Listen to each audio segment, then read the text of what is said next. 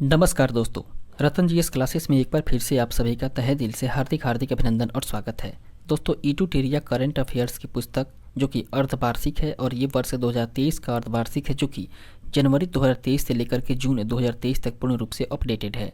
दोस्तों इस पुस्तक के बारे में बात करें तो ये बीपीएससी, ऑल स्टेट पीसीएस, इसके साथ साथ ही बिहार शिक्षक, दरोगा, उसके बाद में बीएसएससी, एसएससी के अन्य सभी परीक्षाओं को ये कवर करने वाली पुस्तक है और इन सभी परीक्षाओं के लिए ये बेहद ही उपयोगी पुस्तक है।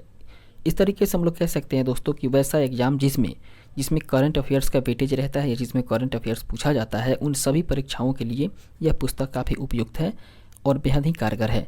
दोस्तों यह पुस्तक जैसे कि हम लोग जानते हैं कि ये 6 माह का है और ये 6 माह का लिए बात करें तो ये जनवरी 2023 से लेकर के जून 2023 तक पूर्ण रूप से अपडेटेड है। इसके विषय सूची को एक बार देखें तो इसके विषय सूची को देखने से स्पष्ट होता है दोस्तों कि इसके पहले वाले सेक्शंस में कुल मिलाकर बात करें तो हम लोग 6 अध्याय को पूर्ण रूप से कंप्लीट कर चुके थे, जिसमें कि भारत सरकार के आगामी लक्ष्य तक हम लोग जानकारी प्राप्त किए थे। आज के सेशन में दोस्तों हम लोग 7वें अध्याय से अपने पढ़ाई को स्टार्ट करेंगे, आगे की ओर बढ़ाएंगे और जानकारी प्राप्त करेंगे 7वें अध्याय में आर्थिक समीक्षा 2022-23। आइए दोस्तों बिना विलंब किए चलते हैं अपने सेशन की ओर। और सेशन शुरू करने से पहले एक बार फिर से मैं बोल दूं कि अगर इसके पहले कि आप लोग वीडियो को नहीं देखे हों तो प्ले लिस्ट में वीडियो पड़ी हुई है, जाके वहां से देख करके आप लोग लाभान्वित हो सकते हैं। फिलहाल आगे बढ़ते हैं और बात करते हैं दोस्तों 7वां अध्याय जो कि आर्थिक समीक्षा 2022-23 से संबंधित होगा। इस तरीके से दोस्तों हम लोग का ये 7वां अध्याय है जो कि आर्थिक समीक्षा 2022-23 से संबंधित है। इसके देखते हैं पहले पॉइंट को। तो पहला पॉइंट कह रहा है कि 31 जनवरी वर्ष 2023 ईस्वी को आर्थिक समीक्षा 2022-23 संसद में प्रस्तुत किया गया। आर्थिक समीक्षा हमेशा बजट के एक दिन पहले प्रस्तुत किया जाता है। दोस्तों यहाँ पे नोट डाउन करने वाली बात है कि आर्थिक समीक्षा कब पेश होती है, तो आर्थिक समीक्षा को हमेशा बजट के एक दिन पहले ही प्रस्तुत किया जाता है। दोस्तों आर्थिक समीक्षा 2022-23 जो है वो वित्त मंत्रालय के मुख्य आर्थिक सलाहकार बी अनंत नागेश्वरन के मार्गदर्शन में आर्थिक विभाग के द्वारा तैयार किया गया है। इसके बाद में इसके कुछ नोट्स हैं। नोट्स को देखें तो कह रहा है कि वर्ष 1950-51 में भारत का पहला आर्थिक समीक्षा को पेश किया गया था और वर्ष 1964 ईस्वी तक आर्थिक समीक्षा आम बजट के साथ साथ प्रस्तुत होता था। इसके बाद में वर्ष 1964 की बात करें तो वर्ष 1964 के बाद से इसे आम बजट के एक दिन पूर्व पेश किया जाने लगा। इसके बाद में अगला पॉइंट है हम लोगों का आर्थिक समीक्षा 2022-23 के अनुसार। दोस्तों आर्थिक समीक्षा 2022-23 के अनुसार बात करें तो इसमें भारत की जीडीपी में वृद्धि और राजकोषीय घाटा का आकलन किया गया है।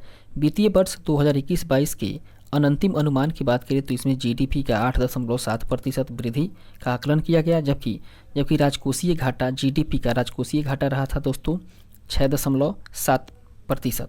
उसके बाद में वित्तीय वर्ष 2022-23 के बारे में बात करें तो वित्तीय वर्ष 2022-23 का जो पहला अग्रिम अनुमान रहा था वो रहा था दोस्तों 7% और राजकोषीय घाटा जीडीपी का रहा था 6.4%। जबकि 2023-24 के लिए अनुमानित वित्तीय वर्ष के लिए अनुमानित जीडीपी में वृद्धि की बात करें तो वह है दोस्तों 6 से लेकर के 6.8% की वृद्धि दर्ज की गई, जबकि ये भी राजकोषीय घाटा प्रगति पर है। इसका अभी आंकड़ा जारी नहीं किया गया है। इसके बाद में हम लोग आगे बढ़ेंगे और फिर देखेंगे अगले पॉइंट को। कह रहा है कि विभिन्न देशों का निवल शून्य प्रतिज्ञा। दोस्तों ये स्रोत जो है वो आर्थिक समीक्षा 2022-23 से संबंधित है। इसमें हम लोग देखेंगे विभिन्न राष्ट्रों का लक्ष्य कितना वर्ष तक रखा गया है। सबसे पहले बात करते हैं भारत के लिए। तो भारत का लक्षित वर्ष है दोस्तों वर्ष 2070 तक, जबकि रूस, चीन, इंडोनेशिया और सऊदी अरब का लक्षित वर्ष है 2060 तक। इसके बाद में तुर्की की बात करें तो तुर्की का लक्षित वर्ष है दोस्तों वर्ष 2053 तक, जबकि अमेरिका, कनाडा, अर्जेंटीना, ब्राज़ील, उसके बाद में यूरोपीय union, United kingdom, France, Italy, दक्षिण कोरिया, जापान, सऊदी अरब, उसके बाद में ऑस्ट्रेलिया, इन सभी देशों का जो लक्षित वर्ष है वह है दोस्तों 2050। जबकि जर्मनी की बात करें तो जर्मनी का है वर्ष 2045 ईस्वी तक। इसके बाद में हम लोग आगे बढ़ते हैं और देखते हैं अगले पॉइंट को, जो कि कह रहा है कि मूलभूत कीमतों पर जो सकल वृद्धि है या मूलभूत कीमतों पर सकल मूल्य जो वृद्धि है उसके बारे में बात करें तो ये अर्थव्यवस्था के 3 सेक्टरों में में व्यक्त किया गया है। पहला है दोस्तों कृषि और संबद्ध क्षेत्र, उसमें 2021-22 में वृद्धि की बात करें तो इसमें 3% की हुई थी, जबकि 2022-23 में कृषि और संबद्ध क्षेत्र में वृद्धि हुई थी 3.5%। उसके बाद में औद्योगिक क्षेत्र के बारे में बात करें तो औद्योगिक क्षेत्र में वर्ष 2021-22 में 10.3% की वृद्धि दर्ज की गई थी, जबकि 2022-23 में औद्योगिक क्षेत्र से 4.1% की वृद्धि दर्ज की गई। इसके बाद में सेवा क्षेत्र के बारे में बात करें तो सेवा क्षेत्र से 2021-22 में 8.4% और वर्ष 2022-23 में वृद्धि दर्ज की गई थी दोस्तों सेवा क्षेत्र से 9.1%। इसके बाद में हम लोग आगे बढ़ते हैं और बात करते हैं हम लोग कि वर्ष 2022-23 में विश्व के विभिन्न क्षेत्रों में भारत का स्थान क्या रहा था। दोस्तों ये स्रोत जो है इसका, ये स्रोत है आर्थिक समीक्षा 2022-23 के अनुसार। सबसे पहले हम लोग बात कर रहे हैं दोस्तों वैक्सीन निर्माण में। वैक्सीन निर्माण में भारत का स्थान रहा था दोस्तों पहला स्थान, जबकि दोपहिया और तिपहिया वाहनों के निर्माण में भारत का पहला स्थान रहा था। कहने का मतलब है दोस्तों कि वैक्सीन निर्माण भी है जो भारत है वह सबसे अधिक किया था, और उसके बाद में दोपहिया और तीन पहिया वाहन का भी निर्माण भारत अधिक किया था। इसके बाद में बात करते हैं दुग्ध उत्पादन में, तो दुग्ध उत्पादन में भी भारत का स्थान रहा था दोस्तों प्रथम, जबकि कच्चे इस्पात के उत्पादन में भारत का दूसरा स्थान रहा था। इसके बाद में मोबाइल का निर्माण फोन में भारत दूसरे स्थान पर था, और फिर अंडा उत्पादन में तीसरे स्थान पर रहा था। इसके बाद में ऑटोमोबाइल क्षेत्र में बात करें तो ऑटोमोबाइल क्षेत्र में तीसरा स्थान रहा था, जबकि फार्मास्यूटिकल्स या फार्मा उद्योग में तीसरा स्थान रहा था। इसके बाद में यात्री गाड़ी के निर्माण में चौथा स्थान, जबकि रेलवे नेटवर्क में चौथा स्थान रहा था। दोस्तों विदेशी मुद्रा भंडार के बारे में बात करें तो विदेशी मुद्रा भंडार में भारत का स्थान छठा रहा था, जबकि विश्व व्यापार के सेवा निर्यात में 7वां स्थान रहा था। इसके बाद में मांस में दोस्तों इसका रहा था 8वां स्थान, और विश्व व्यापार की सेवा आयात में 10वां स्थान रहा था। इसके बाद हम लोग आगे बढ़ते हैं। इसके बाद हम लोग बात करेंगे दोस्तों आर्थिक समीक्षा टू द पॉइंट, अर्थात आर्थिक समीक्षा के बारे में हम लोग बात करते हैं टू द पॉइंट। सबसे पहले बात करते हैं कि आर्थिक समीक्षा 2022-23 जो है वो कुल मिलाकर के 12 अध्यायों में बांटा गया है, और इसमें सबसे पहले हम लोग पहले अध्याय को देखें तो पहला अध्याय है दोस्तों अर्थव्यवस्था की स्थिति 2022-23 पूर्ण सुधार से संबंधित है। इसके बारे में बात करें तो वित्त वर्ष 2023-24 के लिए जीडीपी वृद्धि दर 6% से लेकर के 6.8% रहने का अनुमान लगाया गया है, जबकि आर्थिक समीक्षा के अनुसार 15 वर्ष और उससे अधिक आयु के लोगों के लिए शहरी बेरोजगारी दर सितंबर 2021 तक 7.2% तक हो गई थी। इसके बाद में बात करें अगले पॉइंट के बारे में तो कह रहा है कि वित्त वर्ष 2022-23 के लिए विभिन्न एजेंसियों के द्वारा भारत का विकास अनुमान जो है वो निम्नवत दर्शाया गया है। सबसे पहले बात करते हैं दोस्तों, एक तरफ हम लोग एजेंसी के बारे में बात करेंगे, दूसरी तरफ उसके विकास दर को हम लोग देखेंगे। फिर दोस्तों बात करते हैं सबसे पहले एडीबी एजेंसी के तहत या एडीबी एजेंसी के द्वारा जो विकास दर का अनुमान लगाया गया है वो लगाया गया है दोस्तों 7% का, जबकि मूडी के अनुसार 7%, उसके बाद में फिच के अनुसार 7%। वहीं वर्ल्ड बैंक की बात करें तो वर्ल्ड बैंक के द्वारा 6.9% के विकास दर का अनुमान लगाया गया है, जबकि आईएमएफ के बारे में बात करें तो इसके अनुसार विकास दर 6.8% का अनुमान लगाया गया है, और आरबीआई के अनुसार 6.8% का। वहीं एसबीआई के बारे में बात करें तो एसबीआई के द्वारा 6.8% का विकास दर अनुमान लगाया गया है, जबकि ओईसीडी के द्वारा 6.6% का विकास दर अनुमान लगाया गया है। इस तरीके से हम लोग कह सकते हैं दोस्तों कि किस एजेंसी के द्वारा सबसे अधिक विकास दर का अनुमान लगाया गया है। इसे यदि प्रश्न पूछे तो इसमें दोस्तों 3 एजेंसियाँ आती है, और इन 3 एजेंसियों को ध्यान में रखना बेहद जरूरी है। ऑप्शन में इन्हीं 3 में से कोई एक दे दिया जा सकता है। पहला है दोस्तों एडीबी, उसके बाद मूडी और उसके बाद फिच, और ये तीनों की तीनों कंपनियाँ जो है वो वर्ष 2023 के लिए विकास दर का अनुमान लगाया है 7%। इसके बाद हम लोग आगे बढ़ते हैं और बात करते हैं अगले पॉइंट के बारे में। नोट कह रहा है कि इन सभी एजेंसियों द्वारा भारत का औसत विकास दर 6.9% अनुमानित किया गया है। दोस्तों अगला पॉइंट है कि क्रय शक्ति समता पीपीपी के अनुसार भारत दुनिया की तीसरी सबसे बड़ी अर्थव्यवस्था है और बाजार विनिमय दरों में 5वीं सबसे बड़ी अर्थव्यवस्था है। ये रहा था दोस्तों हम लोग का पहला अध्याय। अब हम लोग बात करते हैं दूसरे अध्याय के बारे में, और दूसरा अध्याय भारत का मध्यावधि विकास परिदृश्य आशावादी और विश्वसनीय से संबंधित है। इसमें पहला पॉइंट है कि यह अध्याय यह दर्शाता है कि महामारी पूर्व वर्षों की तुलना में अब भारत की विकास परिदृश्य बेहतर नजर आ रहा है और भारतीय अर्थव्यवस्था आने वाले वर्षों में अपनी पूरी क्षमता के साथ विकसित होने के लिए तैयार है। ये कौन बताता है दोस्तों? ये दूसरा अध्याय बताता है, जो कि भारत का मध्यावधि विकास परिदृश्य आशावादी तथा विश्वसनीय से संबंधित है। इसके बाद में दूसरा पॉइंट कह रहा है इसी अध्याय में, सरकार के अनुसार वर्ष 2019 के राष्ट्रीय अवसंरचना पाइपलाइन अर्थात NIP और वर्ष 2021 के राष्ट्रीय मुद्रीकरण पाइपलाइन अर्थात NMP से बुनियादी ढांचे के निर्माण और विकास के लिए एक मजबूत आधार लेखा तैयार की गई है। इसके बाद में अगला अध्याय है दोस्तों हम लोग का तीसरा अध्याय, और तीसरा अध्याय जो है वो राजकोषीय विकास राजस्व सुधार से संबंधित है। इसमें पहला पॉइंट है कि अप्रैल से नवंबर 2022 के दौरान सकल कर राजस्व में 15.5% की वार्षिक वृद्धि दर्ज की गई, जो कि प्रत्यक्ष करों और अप्रत्यक्ष कर अर्थात GST में दमदार वृद्धि से संभव हुई है। इसके बाद अगला पॉइंट है, पिछले कुछ वित्तीय वर्षों में औसत मासिक सकल GST संग्रह में प्रत्यावर्ती वृद्धि देखी गई, और वह है दोस्तों ये आंकड़ा बता रहा है, जो कि आर्थिक समीक्षा 2022-23 से संबंधित है, जिसमें की बात करें तो दोस्तों FY 21 कहाँ ये कितना है दोस्तों 0.95 लाख करोड़। उसके बाद में FY 22 ये 1.24 लाख करोड़ रुपए है, जबकि FY 23 की बात करें तो ये है 1.49 लाख करोड़ रुपए की। इसके बाद में इसका अगला पॉइंट कह रहा है कि चालू वित्तीय वर्ष के दौरान राजस्व व्यय की आवश्यकता की काफ़ी अधिक रहने के बावजूद केंद्र सरकार ने पूंजीगत व्यय पर विशेष जोर दिया। इससे संबंधित पहला पॉइंट है कि सरकार की पूंजीगत व्यय आधारित विकास रणनीति से भारत में विकास दर एवं ब्याज दर की बीच के अंतर को धनात्मक रखने में मदद मिलेगी, जिससे कि आने वाले वर्षों में ऋण GDP अनुमान को एक दायरे में रखना संभव हो पाएगा। इसके बाद में हम लोग तीसरे अध्याय के बाद चौथे अध्याय के बारे में बात करते हैं। तो चौथा अध्याय है दोस्तों मौद्रिक प्रबंधन और वित्तीय मध्यस्थता एक अच्छा वर्ष से संबंधित है।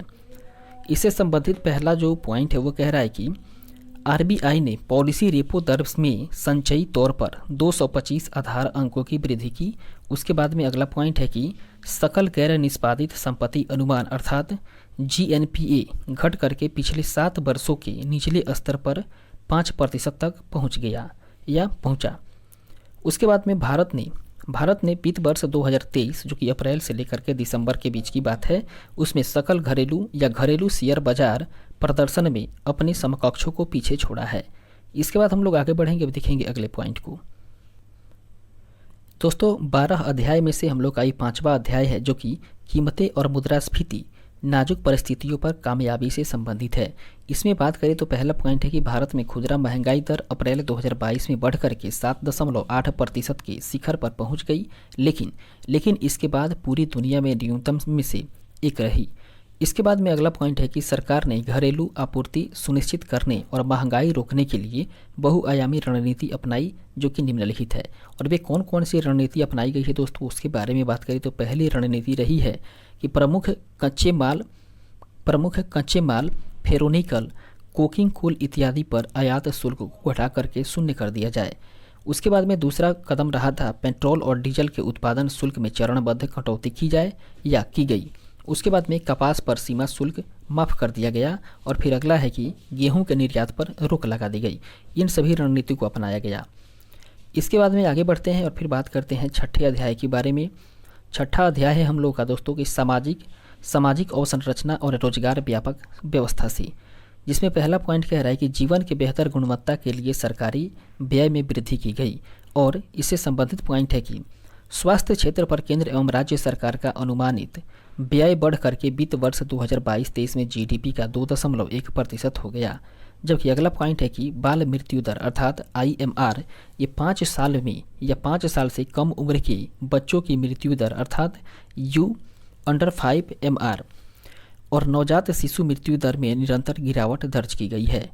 इसके बाद अगला पॉइंट है कि 4 जनवरी वर्ष 2023 ईस्वी तक आयुष्मान भारत योजना के तहत लगभग 22 करोड़ अभ्यर्थियों या लाभार्थियों का सत्यापन किया जा चुका है या किया गया है। अगला पॉइंट है कि आयुष्मान भारत के तहत देश भर में 1.54 लाख से अधिक स्वास्थ्य और वेलनेस केंद्रों को चालू किया गया है। अगला पॉइंट है कि आर्थिक समीक्षा में प्रकाश डाला गया है कि यूएनडीपी के बहुआयामी गरीबी सूचकांक रिपोर्ट 2022 के अनुसार भारत में 41.5 करोड़ लोग वर्ष 2005-06 से वर्ष 2019-20 के बीच में गरीबी से उबर गए। इसके बाद में अगला पॉइंट है कि वर्ष 2023 से वर्ष 2027 तक कुल मिलाकर बात करें तो 14,500 से अधिक पीएम श्री स्कूलों का निर्माण किया जाएगा। जबकि अगला पॉइंट है कि आर्थिक समीक्षा के अनुसार 6 जनवरी वर्ष 2023 ईस्वी तक कोविड टीके की 220 करोड़ से भी अधिक खुराक लोगों को दी गई। फिर अगला पॉइंट देखते हैं, कह रहा है कि असंगठित कामगारों का एक राष्ट्रीय डेटाबेस बनाने के लिए ई श्रम पोर्टल विकसित किया गया, जिसका सत्यापन आधार से होता है। दोस्तों कह रहा है कि 31 दिसंबर वर्ष 2022 तक कुल मिलाकर बात करें तो 28.5 करोड़ से भी अधिक असंगठित कामगारों ने ई श्रम पोर्टल पर अपना पंजीकरण कराया है। दोस्तों छठे अध्याय के बाद हम लोग बात करने वाले हैं 7वें अध्याय के बारे में, और 7वां अध्याय रहा है हम लोगों का जलवायु परिवर्तन और पर्यावरण भविष्य की तैयारी से संबंधित है। दोस्तों जलवायु परिवर्तन और पर्यावरण भविष्य की तैयारी से संबंधित पहले पॉइंट को देखें तो उसमें यह प्रावधान रखा गया था कि भारत ने वर्ष 2070 तक कार्बन उत्सर्जन का लक्ष्य हासिल करने के लिए नेट जीरो का संकल्प व्यक्त किया। और अगला पॉइंट है कि भारत ने गैर जीवाश्म ईंधनों से 40% अधिष्ठापित बिजली क्षमता का अपना लक्ष्य वर्ष 2030 से पहले ही हासिल कर लिया। जबकि भारत ने अब वर्ष 2030 तक गैर जीवाश्म ईंधनों से 50% संचयी विद्युत ऊर्जा स्थापित या संस्थापित क्षमता हासिल करने का लक्ष्य रखा है। अगला पॉइंट है दोस्तों कि गैर जीवाश्म ईंधनों से संभावित अधिष्ठापित क्षमता वर्ष 2030 तक 500 गीगावाट से भी अधिक हो जाएगी। जबकि इससे वर्ष 2014-15 की तुलना में वर्ष 2029-30 तक औसत उत्सर्जन दर में लगभग 29% की कमी आ जाएगी। और अगला पॉइंट कह रहा है कि भारत अपने जीडीपी की उत्सर्जन तीव्रता को वर्ष 2005 की स्तर की तुलना में वर्ष 2030 तक 45% कम कर देगा। जबकि अगला पॉइंट है कि पर्यावरण के लिए जीवन शैली लाइफ के रूप में जन आंदोलन भी शुरू किया गया। इसके बाद हम लोग आगे बढ़ते हैं और फिर देखते हैं अगले पॉइंट को। 7वें अध्याय के अंतर्गत ही बात करें दोस्तों तो पॉइंट कह रहा है कि अर्थव्यवस्था में कार्बन तीव्रता कम करने को ध्यान में रखते हुए सॉवरेन ग्रीन बॉन्ड फ्रेमवर्क नवंबर 2022 में जारी किया गया। जबकि सॉवरेन ग्रीन बॉन्ड की बात करें तो इसको जारी करने की घोषणा केंद्रीय बजट 2022-23 में की गई थी, और इसे जारी करने एवं इसका सत्यापन करने के लिए एक ग्रीन फाइनेंस वर्किंग कमेटी का भी गठन किया गया है। इसके बाद अगला पॉइंट कह रहा है कि वर्ष 2047 ईस्वी तक भारत को ऊर्जा स्वतंत्र राष्ट्र बनाने के लिए राष्ट्रीय हरित हाइड्रोजन मिशन की शुरुआत की गई है। जबकि इसके तहत बात करें दोस्तों तो राष्ट्रीय हरित हाइड्रोजन मिशन के द्वारा वर्ष 2030 ईस्वी तक कम से कम 5 MMT अर्थात कम से कम 5 मिलियन मीट्रिक टन की वार्षिक हरित हाइड्रोजन उत्पादन क्षमता विकसित कर ली जाएगी। इसके बारे में बात करें तो राष्ट्रीय हरित हाइड्रोजन मिशन के तहत वर्ष 2030 ईस्वी तक जीवाश्म ईंधन के आयात में 1 लाख करोड़ रुपये से भी अधिक की संचयी कटौती की जाएगी, और वर्ष 2030 तक नवीकरणीय ऊर्जा क्षमता में लगभग 125 गीगावाट की वृद्धि की जाएगी, और ग्रीन हाउस गैस के वार्षिक उत्सर्जन में लगभग 50 MMT की कमी की जाएगी। इसके बाद में अगला पॉइंट है दोस्तों इसी से संबंधित, कह रहा है कि अक्टूबर 2022 तक राष्ट्रीय सौर मिशन के तहत 61.6 गीगावाट और 61.6 गीगावाट सौर ऊर्जा क्षमता अधिष्ठापित किया जा चुका है। जबकि अगला पॉइंट है कि जलवायु परिवर्तन के लिए 12 उत्कृष्टता केंद्र अपनाए गए हैं और इन्हें मजबूत भी किया जा रहा है। दोस्तों सतत कृषि के लिए बात करें तो सतत कृषि के लिए एक राष्ट्रीय मिशन भी है, जिसमें कि जैविक खेती के तहत 0.15 लाख हेक्टेयर भूमि और सिंचाई या सूक्ष्म सिंचित के तहत 10 लाख हेक्टेयर को कवर करने का प्रमुख लक्ष्य रखा गया है। इसके बाद में अगला पॉइंट कह रहा है कि 26 अगस्त वर्ष 2022 को भारत सरकार ने जलवायु परिवर्तन पर संयुक्त राष्ट्र फ्रेमवर्क कन्वेंशन अर्थात UNFCCC को सूचित करने के लिए भारत ने अद्यतन राष्ट्रीय स्तर पर निर्धारित योगदान अर्थात NDC प्रस्तुत किया है। इसके बाद में इसी से संबंधित हम लोग इसके पॉइंट को देखें तो कह रहा है कि भारत ने अपना पहला NDC अक्टूबर 2015 में UNFCCC को प्रस्तुत किया था, जिसमें कुल मिलाकर बात करें तो 8 लक्ष्य शामिल थे। इसके बाद में अगला पॉइंट है कि आर्थिक सर्वेक्षण के अनुसार भारत में वन और वृक्षों के आवरण का कार्बन स्टॉक लगभग 7204 मिलियन टन है, जबकि जहां अरुणाचल प्रदेश में बात करें तो अरुणाचल प्रदेश में सबसे ज़्यादा कार्बन स्टॉक अर्थात 1024 मिलियन टन है। और उसके बाद में स्थान आता है दोस्तों मध्य प्रदेश का, जहां पर केवल और केवल 609 मिलियन टन का स्थान आता है। इसके बाद में तीसरा पॉइंट, इससे संबंधित अगला पॉइंट कह रहा है कि आर्थिक समीक्षा के अनुसार अगस्त 2022 तक भारत के 18 राज्यों में 75,796.8 वर्ग किलोमीटर क्षेत्र में 53 टाइगर रिजर्व फैले हुए हैं, जो कि जंगली बाघों की वैश्विक आबादी का 75% इसमें रहते हैं। दोस्तों इससे संबंधित पॉइंट के बारे में बात करें तो कह रहा है कि देश में कुल मिलाकर के 17 टाइगर रिजर्व अर्थात CATS अंतर्राष्ट्रीय मान्यता प्राप्त हैं और 2 को अंतर्राष्ट्रीय TX2 पुरस्कार भी मिल चुका है। दोस्तों आर्थिक समीक्षा के अनुसार भारत में एशियाई शेरों की आबादी की बात करें तो वो है 674 है, जबकि तेंदुओं की संख्या है 12,852। इसके बाद में अगला पॉइंट है कि पूरे विश्व में 60% से अधिक हाथियों की आबादी वो भारत में है।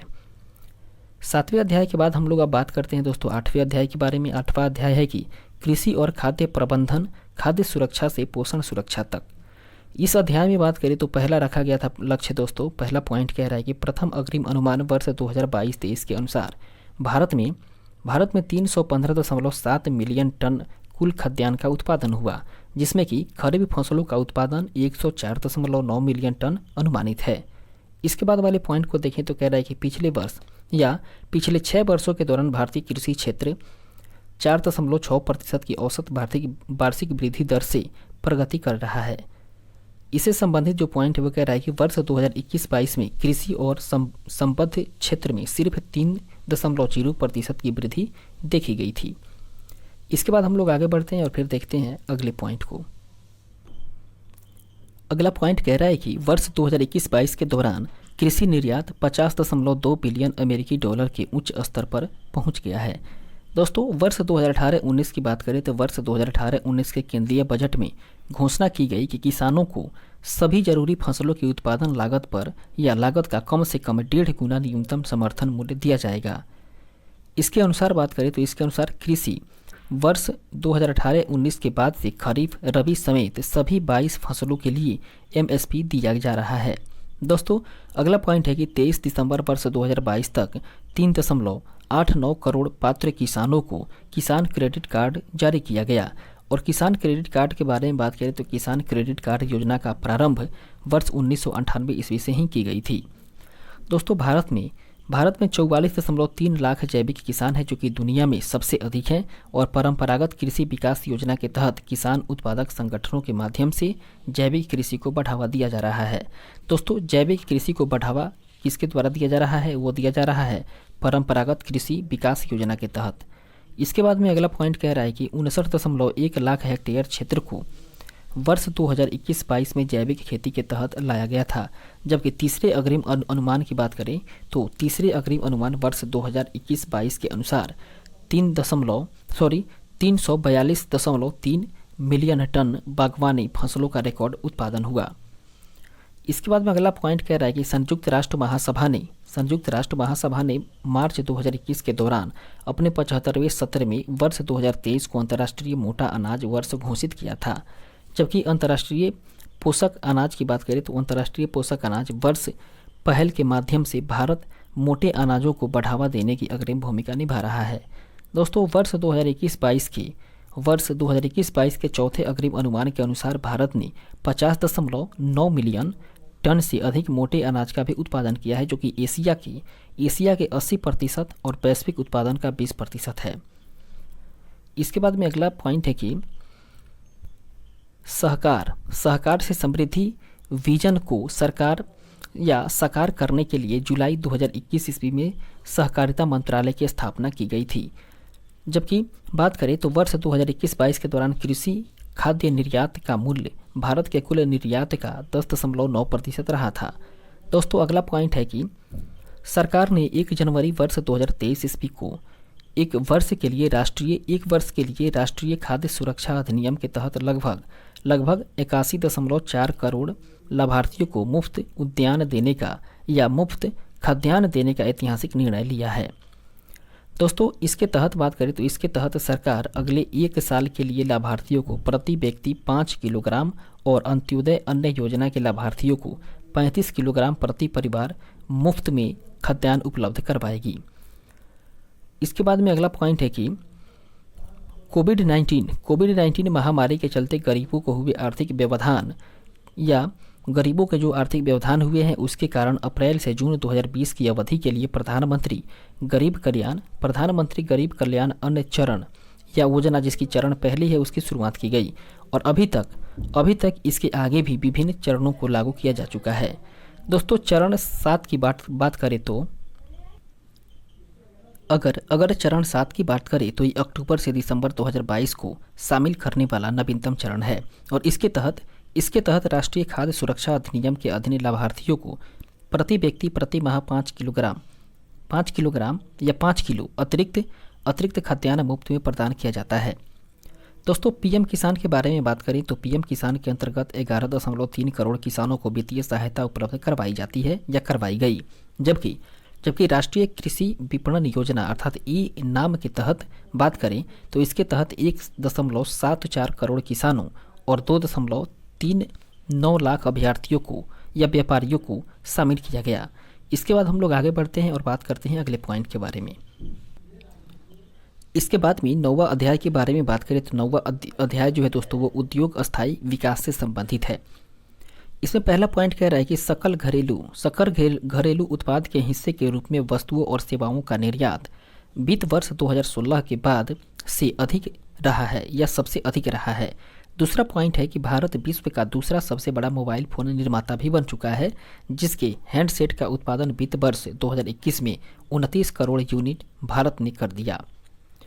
इसके बाद में अगला प्रश्न है कि भारत विश्व को सबसे अधिक या भारत जो है वो विश्व को सबसे अधिक जेनेरिक दवाएं उपलब्ध कराने वाला देश है, जो कि मात्रा के आधार पर वैश्विक आपूर्ति में 20% की हिस्सेदारी रखता है।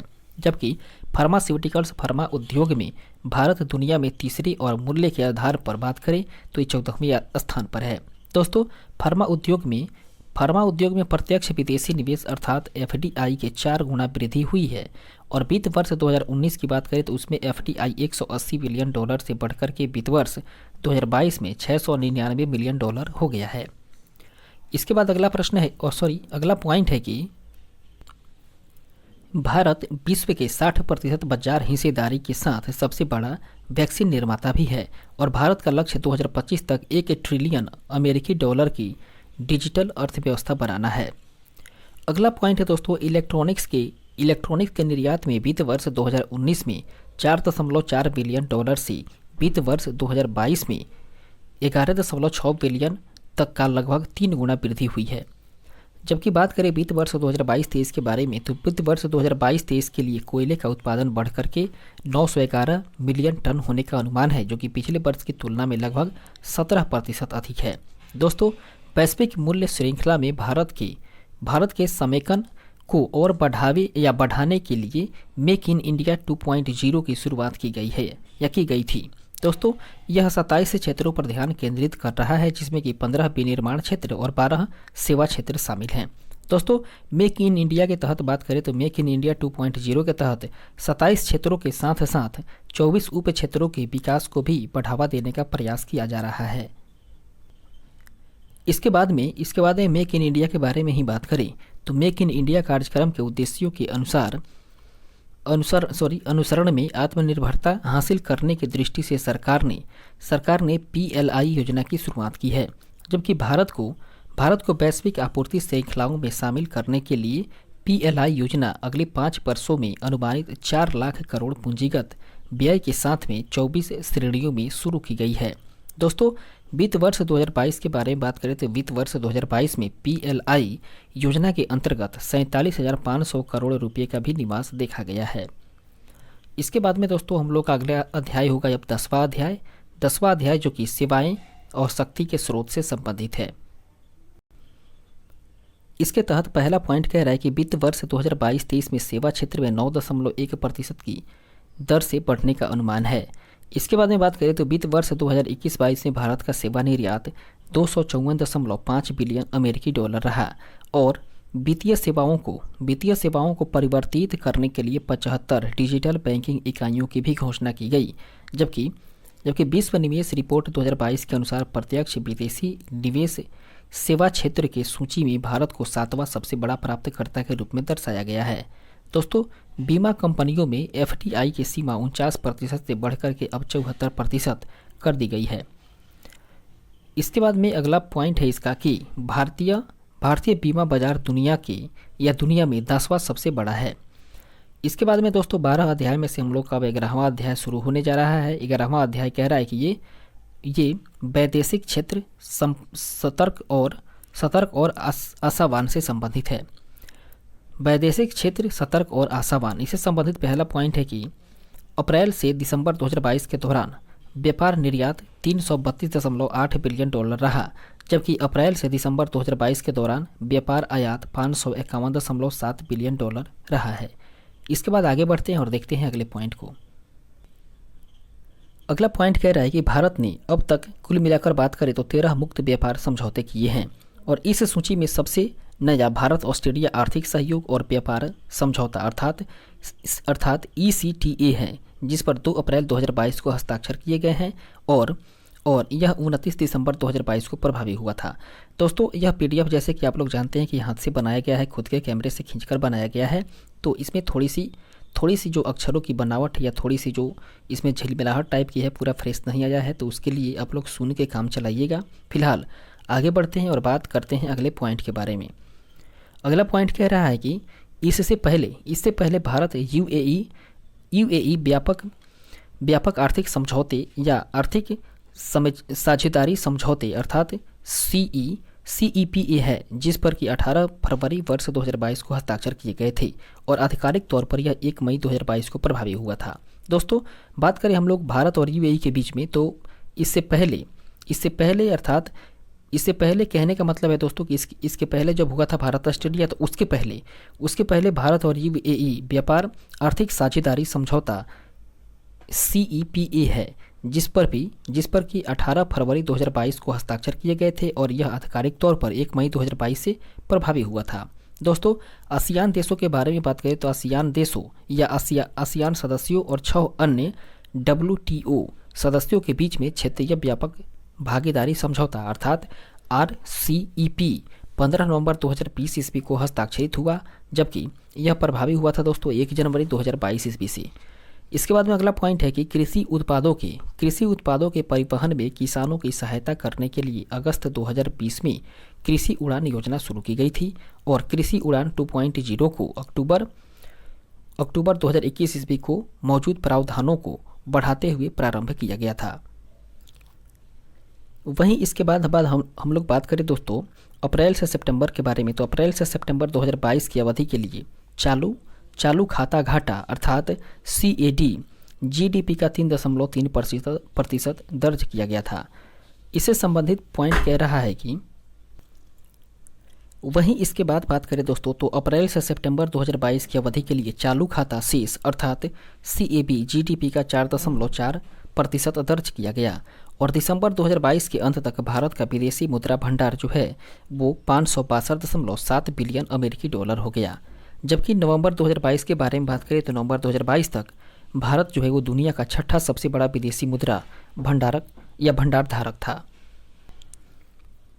अगला पॉइंट है कि सितंबर 2022 के अंत तक भारत का विदेशी ऋण 610.5 बिलियन अमेरिकी डॉलर था, जबकि बात करें तो इसमें दीर्घकालिक ऋण 478.8 बिलियन अमेरिकी डॉलर और अल्पकालिक ऋण 131.7 बिलियन अमेरिकी डॉलर था। दोस्तों इसके बाद में हम लोग बात करते हैं अब 12वें अध्याय के बारे में। इस तरीके से दोस्तों 12वां अध्याय जो है वो भौतिक और डिजिटल अवसंरचना से संबंधित है और इसके तहत राष्ट्रीय अवसंरचना पाइपलाइन अर्थात NIP के तहत कुल मिलाकर बात करें तो 141.4 लाख करोड़ रुपए की 89,151 परियोजनाएं या परियोजनाओं का क्रियान्वयन विभिन्न चरणों में किया गया। वे चरण है दोस्तों, सबसे पहले बात करें तो राष्ट्रीय अवसंरचना पाइपलाइन की शुरुआत वित्त वर्ष 2019-20 से अगले 5 वर्षों वित्त वर्ष 2024-25 के लिए की गई थी। दोस्तों अगस्त 2021 में शुरू हुए राष्ट्रीय मुद्रीकरण पाइपलाइन अर्थात NMP ये 9 लाख करोड़ रुपए की निवेश क्षमता के साथ कार्य कर रही है, जबकि राष्ट्रीय मुद्राकरण पाइपलाइन की शुरुआत की बात करें तो इसकी शुरुआत 23 अगस्त 2021 ईस्वी को की गई थी और वित्त वर्ष 2022 के दौरान 0.9 लाख रुपए का मुद्रीकरण लक्ष्य हासिल किया गया। दोस्तों वित्त वर्ष 2023 की बात करें तो उसके लिए 1.6 लाख करोड़ रुपए मुद्रीकरण का लक्ष्य रखा गया था। इसके बाद में अगले प्रश्न को देखें तो अगला जो पॉइंट है वो कह रहा है कि 30 सितंबर 2022 तक सरकार ने कुल मिलाकर के 16 राज्यों में 59 सोलर पार्कों के विकास को मंजूरी दी है, जिसकी लक्ष्य क्षमता है दोस्तों 40 गीगावाट। इसके संदर्भ में पॉइंट कह रहा है कि वित्त वर्ष 2021-22 के दौरान 17.2 लाख गीगावाट घंटा ये विद्युत का उत्पादन हुआ है। दोस्तों कुल विद्युत उत्पादन के बारे में बात करें तो कुल विद्युत उत्पादन में सबसे बड़ा हिस्सा थर्मल अर्थात जो कि 59.1% रहा है, जबकि द्वितीय सबसे बड़ा हिस्सा है दोस्तों वो है अक्षय ऊर्जा का जो कि 27.5% हिस्सेदारी करता है और तृतीय सबसे बड़ा हिस्सा की बात करें तो वह दोस्तों हाइड्रो जो कि 11.7% का है। इसके बाद में बात करते हैं हम लोग वित्तीय वर्ष 2022 के लिए, तो वित्तीय वर्ष 2022 के दौरान 10,457 किलोमीटर राष्ट्रीय राजमार्गों या सड़कों का निर्माण किया गया। दोस्तों वित्त वर्ष 2023 में कुल मिलाकर बात करें तो अक्टूबर 2022 तक 4,060 किलोमीटर राष्ट्रीय राजमार्गों या सड़कों का निर्माण किया जा चुका है, जबकि भारत में जल मार्गों की कुल नौगम्य जो लंबाई है वो है दोस्तों 14,850 किलोमीटर। इसके बाद हम लोग आगे बढ़ते हैं और बात करें दोस्तों नेशनल हाईवे के बारे में, तो राष्ट्रीय जल मार्गों की सबसे ज़्यादा लंबाई जो है वह है दोस्तों कहाँ पर, तो पश्चिम बंगाल में है।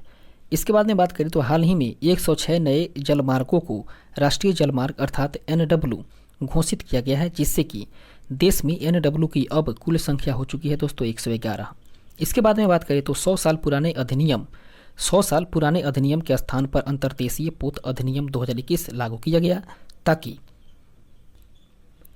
ताकि अंतर्देशीय जल परिवहन को बढ़ावा देने के साथ साथ पतनों की निर्बाध आवाजाही सुनिश्चित की जा सके। इसके बाद में अगला पॉइंट है कि 68.031 मार्ग किलोमीटर से अधिक लंबाई के साथ भारतीय रेलवे विश्व का चौथा सबसे बड़ा रेल नेटवर्क है। दोस्तों बात करें तो वर्ष 2019 से 2022 के दौरान UPI आधारित लेन देन के लिए मूल्य के संदर्भ में 121% की वृद्धि और मात्रा के संदर्भ में बात करें तो 115% की वृद्धि देखी गई है, जबकि नवंबर 2022 के बारे में बात करें तो नवंबर 2022 तक भारत में कुल मिलाकर के टेलीफोन उपभोक्ताओं की संख्या 117 करोड़ है, जिसमें से 44.3% उपभोक्ता ग्रामीण क्षेत्रों से हैं। दोस्तों नवंबर 2022 तक की बात करें तो नवंबर 2022 तक कुल मिलाकर के टेलीफोन उपभोक्ताओं में से 97% मोबाइल फ़ोन अर्थात वायरलेस के द्वारा जुड़े हुए हैं। दोस्तों इसके बाद बात करें तो भारत में कुल टेली घनत्व जो है वो 84.8% है, जिसमें कि दिल्ली में सबसे ज़्यादा अर्थात 270% और उसके बाद में वहीं दिल्ली के बारे में बात करें तो दिल्ली में सबसे ज़्यादा 270% और बिहार में सबसे कम 55.4% है। दोस्तों इसके बाद हम लोग बात करें तो वर्ष 2015 से 2021 के दौरान ग्रामीण इंटरनेट उपभोक्ताओं की संख्या में 200% की भी वृद्धि हुई है। अगला पॉइंट है कि जून 2022 की स्थिति के अनुसार लगभग 84 करोड़ ग्राहकों के पास इंटरनेट कनेक्शन है। यहाँ तक दोस्तों हम लोग जानकारी प्राप्त किए और अब हम लोग अगले पॉइंट को देखेंगे, अगले टॉपिक को देखेंगे जो कि आर्थिक समीक्षा 2022-23 के अनुसार महत्वपूर्ण आंकड़े से संबंधित है। इसे हम लोग 3 पार्ट में बांट के विभाजित करके देखेंगे दोस्तों। पहला एक तरफ हम लोग का रहेगा विभिन्न संकेतन या विविध संकेतक, उसके बाद में HS5 के अनुसार वर्ष 2019-21 के लिए क्या आंकड़ा रहा था, और उसके बाद में नमूना पंजीकरण प्रणाली के अनुसार वर्ष 2020 के लिए क्या रहा था, इसके बारे में बात करेंगे। सबसे पहले बात करें दोस्तों कुल प्रजनन दर का, तो वो रहा था दोस्तों 2.0, और उसके बाद में 2020 के लिए भी रहा था 2.0। इसके बाद में बात करें तो शिशु मृत्यु दर 2019 से 21 के लिए 35.2 रहा था, जबकि 2020 के लिए 28 रहा था दोस्तों। इसके बाद बात करें तो मातृ मृत्यु दर का आकलन नहीं किया गया था, और 2020 में रहा था 97, और ये वर्ष 2018-2020 के लिए रहा था। जबकि नवजात मृत्यु दर का 24.9 और फिर वर्ष 2020 में 20 रहा था। 5 वर्ष से कम आयु के बच्चों का मृत्यु दर रहा था दोस्तों 41.9, और 2020 के लिए 32 रहा था। इसके बाद आगे बढ़ते हैं और बात करते हैं हम लोग आर्थिक समीक्षा 2022-23 के आधार पर विश्व बैंक के अनुसार वर्ष 2022 में शीर्ष धन प्रेषण प्राप्तकर्ता के बारे में।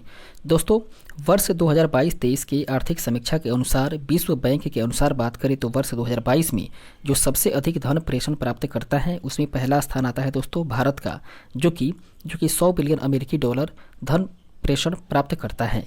वहीं दूसरे स्थान पर मैक्सिको का स्थान आता है, जो कि 60 बिलियन अमेरिकी डॉलर के साथ, और चीन की बात करें तो ये चीन तीसरे स्थान पर है 51 बिलियन अमेरिकी डॉलर के साथ।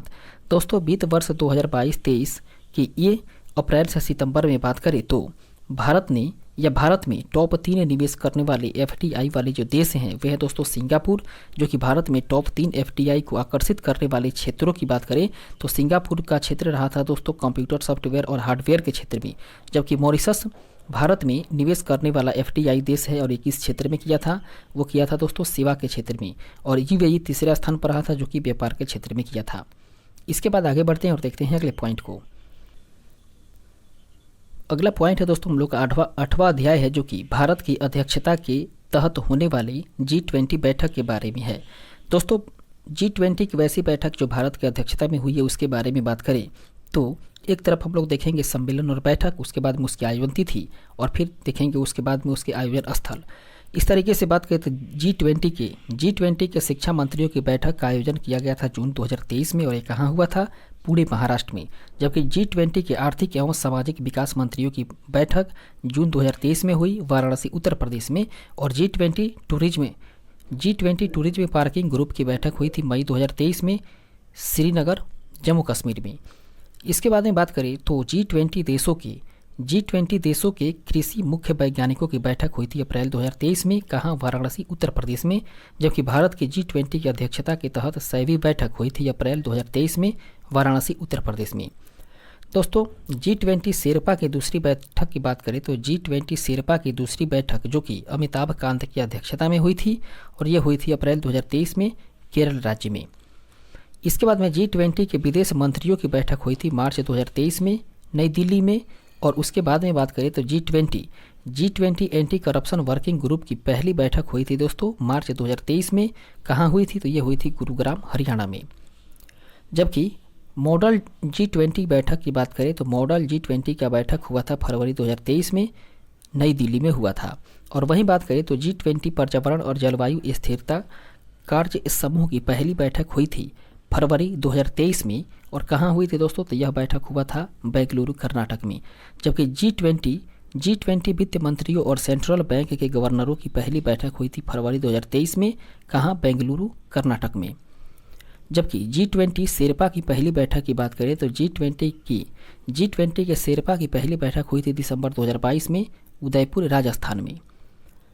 इसके बाद में हम लोग बात करते हैं दोस्तों 9वां अध्याय के बारे में, और 9वां अध्याय है पिछले 6 माह में प्रमुख स्थानों के जो नाम परिवर्तित किए गए हैं उससे संबंधित है। हम लोग बात करेंगे उन स्थानों के बारे में जिनका नाम बदल करके नया नाम किया गया है। दोस्तों, इसमें सबसे पहले हम लोग बात करते हैं अहमदनगर जिला के बारे में। अहमदनगर जिला की बात करें दोस्तों तो अहमदनगर जिला का नाम बदल करके अब अहल्याबाई होलकर नगर कर दिया गया है। जबकि शिवमोगा हवाई अड्डा का नाम बदल करके अब केबुप्पा हवाई अड्डा कर दिया गया है, जो कि अभी प्रस्तावित है। उसके बाद में औरंगाबाद शहर का नाम बदल करके अब छत्रपति संभाजी नगर किया गया है। जबकि उस्मानाबाद शहर का नाम बदल करके अब धाराशिव किया गया है। उसके बाद में दोस्तों चर्च गेट रेलवे स्टेशन का नाम बदल करके अब CD देशमुख रेलवे स्टेशन करने का प्रस्ताव किया गया है, या भी ये प्रस्तावित है। उसके बाद में Rourkela hockey stadium, Rourkela hockey stadium का नाम बदल करके अब बिरसा मुंडा अंतर्राष्ट्रीय हॉकी स्टेडियम किया गया है, जबकि मुगल गार्डन का नाम बदल करके अब अमृत उद्यान कर दिया गया है। इसके बाद में हैरिस पार्क सिडनी ऑस्ट्रेलिया का नाम बदल करके अब लिटिल इंडिया किया गया है। इसके बाद हम लोग आगे बढ़ते हैं और फिर देखते हैं अगले पॉइंट को। इसके बाद में दोस्तों हम लोग देखने वाले हैं अब 10वें अध्याय को, जो कि 10वां अध्याय 2023 में आयोजित विभिन्न प्रतियोगी परीक्षाओं के करंट अफेयर्स के प्रश्न से संबंधित है। कहने का मतलब है कि वर्ष 2023 में जितनी भी परीक्षा आयोजित हुआ है उसमें जितने भी करंट अफेयर्स का प्रश्न पूछा गया है उन सभी प्रश्नों को इसमें शामिल किया गया है। तो आइए दोस्तों बात करते हैं सबसे पहले यूपी पीसीएस या यूपी पीएससी प्रीलिम्स में जो परीक्षा आयोजित हुई थी 14/5/2023 में, उससे संबंधित जो भी करंट अफेयर्स का प्रश्न पूछे गए थे उन सभी प्रश्नों को देखते हैं। दोस्तों पहला प्रश्न है कि केंद्रीय बजट 2023-24 के अनुसार अंतर्राष्ट्रीय अवसरों के लिए युवाओं को कौशल प्रदान करने के लिए विभिन्न राज्यों में कितने कौशल भारत अंतर्राष्ट्रीय केंद्र स्थापित किए जाएंगे। दोस्तों उसमें कुल मिलाकर के 30 स्थापित किए जाने की प्रावधान है, अब इसमें 30 किए जाएंगे। उसके बाद में अगला प्रश्न है कि एस्पेयर पुस्तक किसने लिखी है। दोस्तों एस्पेयर पुस्तक को लिखने वाले हैं प्रिंस हैरी। जबकि अगला प्रश्न है कि 25 दिसंबर वर्ष 2022 को किस देश के द्वारा 1 जनवरी 2005 ईस्वी के बाद जन्मे हुए पुरुषों के लिए 1 वर्ष की सैनिक सेवा अनिवार्य कर दी गई है। वह दोस्तों ताइवान की। कहने का मतलब है कि 25 दिसंबर 2022 को ताइवान देश के द्वारा ही 1 जनवरी 2005 के बाद में जो भी पुरुष जन्मे हैं उनके लिए 1 वर्ष का सैनिक सेवा अनिवार्य करने का प्रावधान किया गया है। इसके बाद में अगला प्रश्न है कि पोप बेनेडिक्ट 16वें जिनका हाल ही में निधन हुआ है उनके संदर्भ में निम्नलिखित कथनों में से कौन सा सही है। दोस्तों 2 कथन दिया हुआ था प्रश्न में और दोनों कथनों में पहला कथन था कि वे जर्मनी के मूल निवासी थे, जो कि बिल्कुल सही कथन है। उसके बाद में उन्होंने या वह 600 वर्षों में इस्तीफा देने वाले पहले पोप थे। ये दोनों के दोनों सही कथन है। इसके बाद में अगला पॉइंट है कि अगला प्रश्न है कि जनवरी वर्ष 2023 ईस्वी में किस एयरलाइन का विमान नेपाल में दुर्घटनाग्रस्त हुआ था। दोस्तों यह था यति एयरलाइन। उसके बाद में अगला प्रश्न है कि दिसंबर 2022 में सुदर्शन प्रवाह या सुदर्शन प्रहार सैन्य अभ्यास कहाँ किया गया था। दोस्तों दिसंबर 2022 में जो सुदर्शन प्रहार सैन्य अभ्यास किया गया था वो किया गया था राजस्थान में, जबकि विश्व वेटलैंड्स दिवस के रूप में जाना जाता है दोस्तों जो 2 फरवरी को। इसके बाद में अगला प्रश्न है कि मध्याह्न भोजन योजना को पीएम पोषण योजना में किस वर्ष पूर्व नामित किया गया। वो किया गया दोस्तों वर्ष 2021 में। कहने का मतलब है कि वर्ष 2021 से ही मध्याह्न भोजन योजना का नाम बदल करके पीएम पोषण योजना कर दिया गया। जबकि अगला प्रश्न है कि जननी सुरक्षा योजना का प्रमुख उद्देश्य क्या है। दोस्तों जननी सुरक्षा योजना के प्रमुख उद्देश्य की बात करें तो इसका उद्देश्य है मातृ मृत्यु दर तथा नवजात मृत्यु दर में कमी करना। उसके बाद में अगला प्रश्न हो जाएगा हम लोगों का दोस्तों, कह रहा है कि संघीय बजट वर्ष 2023-24 में योजनाओं के अनुसार आवंटन के संदर्भ में निम्नलिखित में से कौन सा कथन सही है। दोस्तों इसमें 2 कथन दिया हुआ था। पहला कथन था कि पिछले वर्ष की तुलना में मनरेगा हेतु आवंटन में सर्वाधिक प्रतिशत कटौती दर्ज की गई है, जो कि ये बात गलत है। उसके बाद में दूसरा पॉइंट है कि पिछले वर्ष की तुलना में जल जीवन मिशन हेतु आवंटन में सर्वाधिक प्रतिशत वृद्धि दर्ज की गई है, जो कि बिल्कुल सही बात है। इसके बाद में अगला प्रश्न कह रहा था कि दिसंबर 2022 में न्यूजीलैंड ने अगली पीढ़ी के लिए धूम्रपान पर प्रतिबंध लगाने वाला विश्व का पहला कानून पारित किया और न्यूजीलैंड का लक्ष्य कहाँ तक या किस वर्ष तक धूम्रपान मुक्त होना है। दोस्तों न्यूजीलैंड का लक्ष्य जो है वो 2025 ईस्वी तक धूम्रपान से मुक्त हो जाने का है। इसके बाद में अगला प्रश्न है कि from dependence to self reliance इस पुस्तक के लेखक कौन है। दोस्तों इस पुस्तक के लेखक हैं बिमल जलान। अगला प्रश्न है कि निम्नलिखित में से कौन सा सतत विकास लक्ष्य या सतत विकास का लक्ष्य नहीं है जिसे कि वर्ष 2030 ईस्वी तक प्राप्त करने का लक्ष्य रखा गया है। दोस्तों इसमें सही आंसर हुआ था दोस्तों अंतरिक्ष अनुसंधान, ऑप्शन नंबर बी इसका सही आंसर हुआ था। इसके बाद में अगला प्रश्न कह रहा है कि पीएम गति शक्ति योजना के संदर्भ में निम्नलिखित में से कौन से कथन सही है। पहला कथन है दोस्तों कि पीएम गति शक्ति राष्ट्रीय योजना का शुभारंभ 2022 में किया गया था, जो कि बिल्कुल गलत बात है। इसके बाद में दूसरा पॉइंट था कि अंतर्राष्ट्रीय अवसंरचना पाइपलाइन अर्थात एनआईपी के 7 इंजनों अर्थात सड़क, रेल, एयरपोर्ट, बंदरगाह, जनसंचार साधनों, जलमार्गों और लॉजिस्टिक अवसंरचनाओं के संबंधित परियोजनाओं को पीएम गति शक्ति ढांचे के साथ जोड़ा जाएगा। इसके बाद हम लोग आगे बढ़ते हैं और अगले प्रश्न को देखें तो कह रहा है कि वर्ष 2022 में विश्व में ग्रीन हाउस गैसों का या ग्रीन हाउस गैसों के उत्सर्जन में भारत किस स्थान पर है? दोस्तों बात करें तो वर्ष 2022 में विश्व स्तर पर ग्रीन हाउस गैसों के उत्सर्जन में भारत का स्थान 10वां रहा था। जबकि अगला प्रश्न कह रहा है कि निम्नलिखित में से कौन एक योजना वर्ष सही सुमेलित नहीं है? दोस्तों इसमें जो सही सुमेलित नहीं था वह था श्यामा प्रसाद मुखर्जी रुर्बन मिशन 2015, यह सुमेलित नहीं था। ऑप्शन नंबर ए इसका सही आंसर हुआ था। इसके बाद में अगला प्रश्न हो जाएगा, कह रहा है कि वर्ष 2022-23 के लिए गरीबी उन्मूलन के लिए अंतर्राष्ट्रीय दिवस का विषय क्या है? दोस्तों गरीबी उन्मूलन के लिए जो अंतर्राष्ट्रीय दिवस रखा गया था दोस्तों वह है व्यवहार में सभी के लिए गरिमा। अगला प्रश्न होगा कि भारतीय जैविक डेटा केंद्र किस राज्य में स्थापित किया जा रहा है? दोस्तों भारतीय जैविक डेटा केंद्र की बात करें तो उसको स्थापित किया जा रहा है हरियाणा में। जबकि निसार उपग्रह किन संगठनों के द्वारा संयुक्त रूप से विकसित किया गया है? दोस्तों निसार उपग्रह की बात करें तो इसको नासा और इसरो के द्वारा विकसित किया गया है। इसके बाद में अगले प्रश्न को देखें तो अगला प्रश्न कह रहा है कि मानव विकास रिपोर्ट 2021-22 के संदर्भ में निम्नलिखित में से कौन सा कथन सत्य है? दोस्तों इसमें जो कथन सत्य रहा था वो था कि मानव विकास सूचकांक में भारत की श्रेणी 2020 में 130 से 2022 में 132 तक गिर गई है। इसके बाद में अगला प्रश्न है, केंद्रीय बजट 2023 में वित्तीय क्षेत्र में या राजकोषीय प्रबंधन के लिए कौन सा वाक्य सही है? दोस्तों जो वाक्य सही था वो था ऑप्शन ए वाला वाक्य। कह रहा है कि जीएसडीपी का 3.5% राजकोषीय घाटे की राज्यों को अनुमति है। इसके बाद में अगला प्रश्न हो जाएगा, कह रहा है कि किस सिद्ध दोष के आधार पर फरवरी 2023 को ब्रिटिश प्रधानमंत्री ऋषि सुनक के द्वारा अपनी सरकार से वित्त मंत्री नदीम जहावी को हटा दिया था? दोस्तों वह उनके ऊपर यह दोष लगाया गया था टैक्सेस स्कैंडल। इसके बाद में अगले प्रश्न को देखें तो निम्नलिखित में से कौन एक केंद्रीय बजट विभाग 2023-24 अनुमानित आवंटन राशि रुपये सही सुमेलित है? वह दोस्तों स्वास्थ्य मंत्रालय के लिए 89,155 करोड़ रुपए। ऑप्शन नंबर सी इसका राइट आंसर होगा। इसके बाद में अगला प्रश्न है कि फरवरी 2023 में भारत के सबसे बड़े हेलीकॉप्टर निर्माण संयंत्र का उद्घाटन किस स्थान पर हुआ था? दोस्तों इसका उद्घाटन हुआ था कर्नाटक का एक स्थान है तुमकुर, वहीं पर हुआ था। इसके बाद में अगला प्रश्न है कि केंद्रीय बजट 2023-24 में कुल परिव्यय में निम्नलिखित में से कौन सा कथन सही नहीं है? दोस्तों जो कथन सही नहीं है वो है सब्सिडी 9% का। ऑप्शन नंबर सी इसका राइट आंसर होगा। इसके बाद हम लोग आगे बढ़ते हैं और देखते हैं अगले प्रश्न को। अगला प्रश्न है कि भारत के G20 प्रतीक चिन्ह के संदर्भ में निम्नलिखित कथनों में से कौन सा कथन सही है? दोस्तों वो सही कथन रहा था कि प्रतीक चिन्ह में 7 पंखुड़ियों वाला कमल है, और दूसरा पॉइंट था कि प्रतीक चिन्ह की 7 पंखुड़ियों 7 महाद्वीपों का प्रतिनिधित्व करती है, जो कि बिल्कुल सही है। इस तरीके से आगे बढ़ेंगे और देखेंगे अगले प्रश्न को। कह रहा है कि किस स्कॉर्पियन श्रेणी की पनडुब्बी को जनवरी 2023 में भारतीय नौसेना में शामिल किया गया? वह था दोस्तों INS वागीर। अगला प्रश्न है कि 2 फरवरी 2023 को किस देश ने केंद्रीय बैंक के अपने करेंसी नोट से ब्रिटिश राजशाही को हटाने की घोषणा की है? वह है दोस्तों ऑस्ट्रेलिया देश।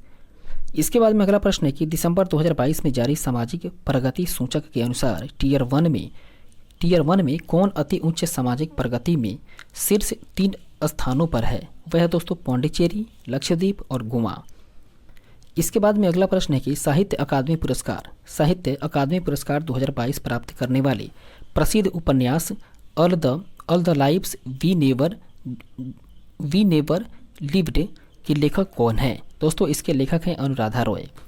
इसके बाद में अगला प्रश्न है कि SCO फिल्म महोत्सव 2023 के संदर्भ में निम्नलिखित कथनों में से कौन सा कथन सही है? दोस्तों पहला कथन है कि संघाई सहयोग संगठन की भारत की अध्यक्षता के दौरान SCO फिल्म महोत्सव आयोजित किया जा रहा है, जो कि बिल्कुल सही कथन है। उसके बाद में दूसरा कथन है कि SCO फिल्म महोत्सव में SCO देशों की फिल्में दिखाई जाएगी, जो कि बिल्कुल सही बात है। इस तरीके से अगला प्रश्न हो जाएगा, कह रहा है कि किसे जनवरी 2023 में न्यूजीलैंड के प्रधानमंत्री के रूप में चुना गया है? दोस्तों न्यूजीलैंड के प्रधानमंत्री के रूप में जनवरी 2023 में चुने गए हैं क्रिस हिपकिंस। अगला प्रश्न है कि भारत का प्रथम national centre for marine biodiversities अर्थात NCMB कहाँ स्थित है? वह स्थित है दोस्तों जामनगर में।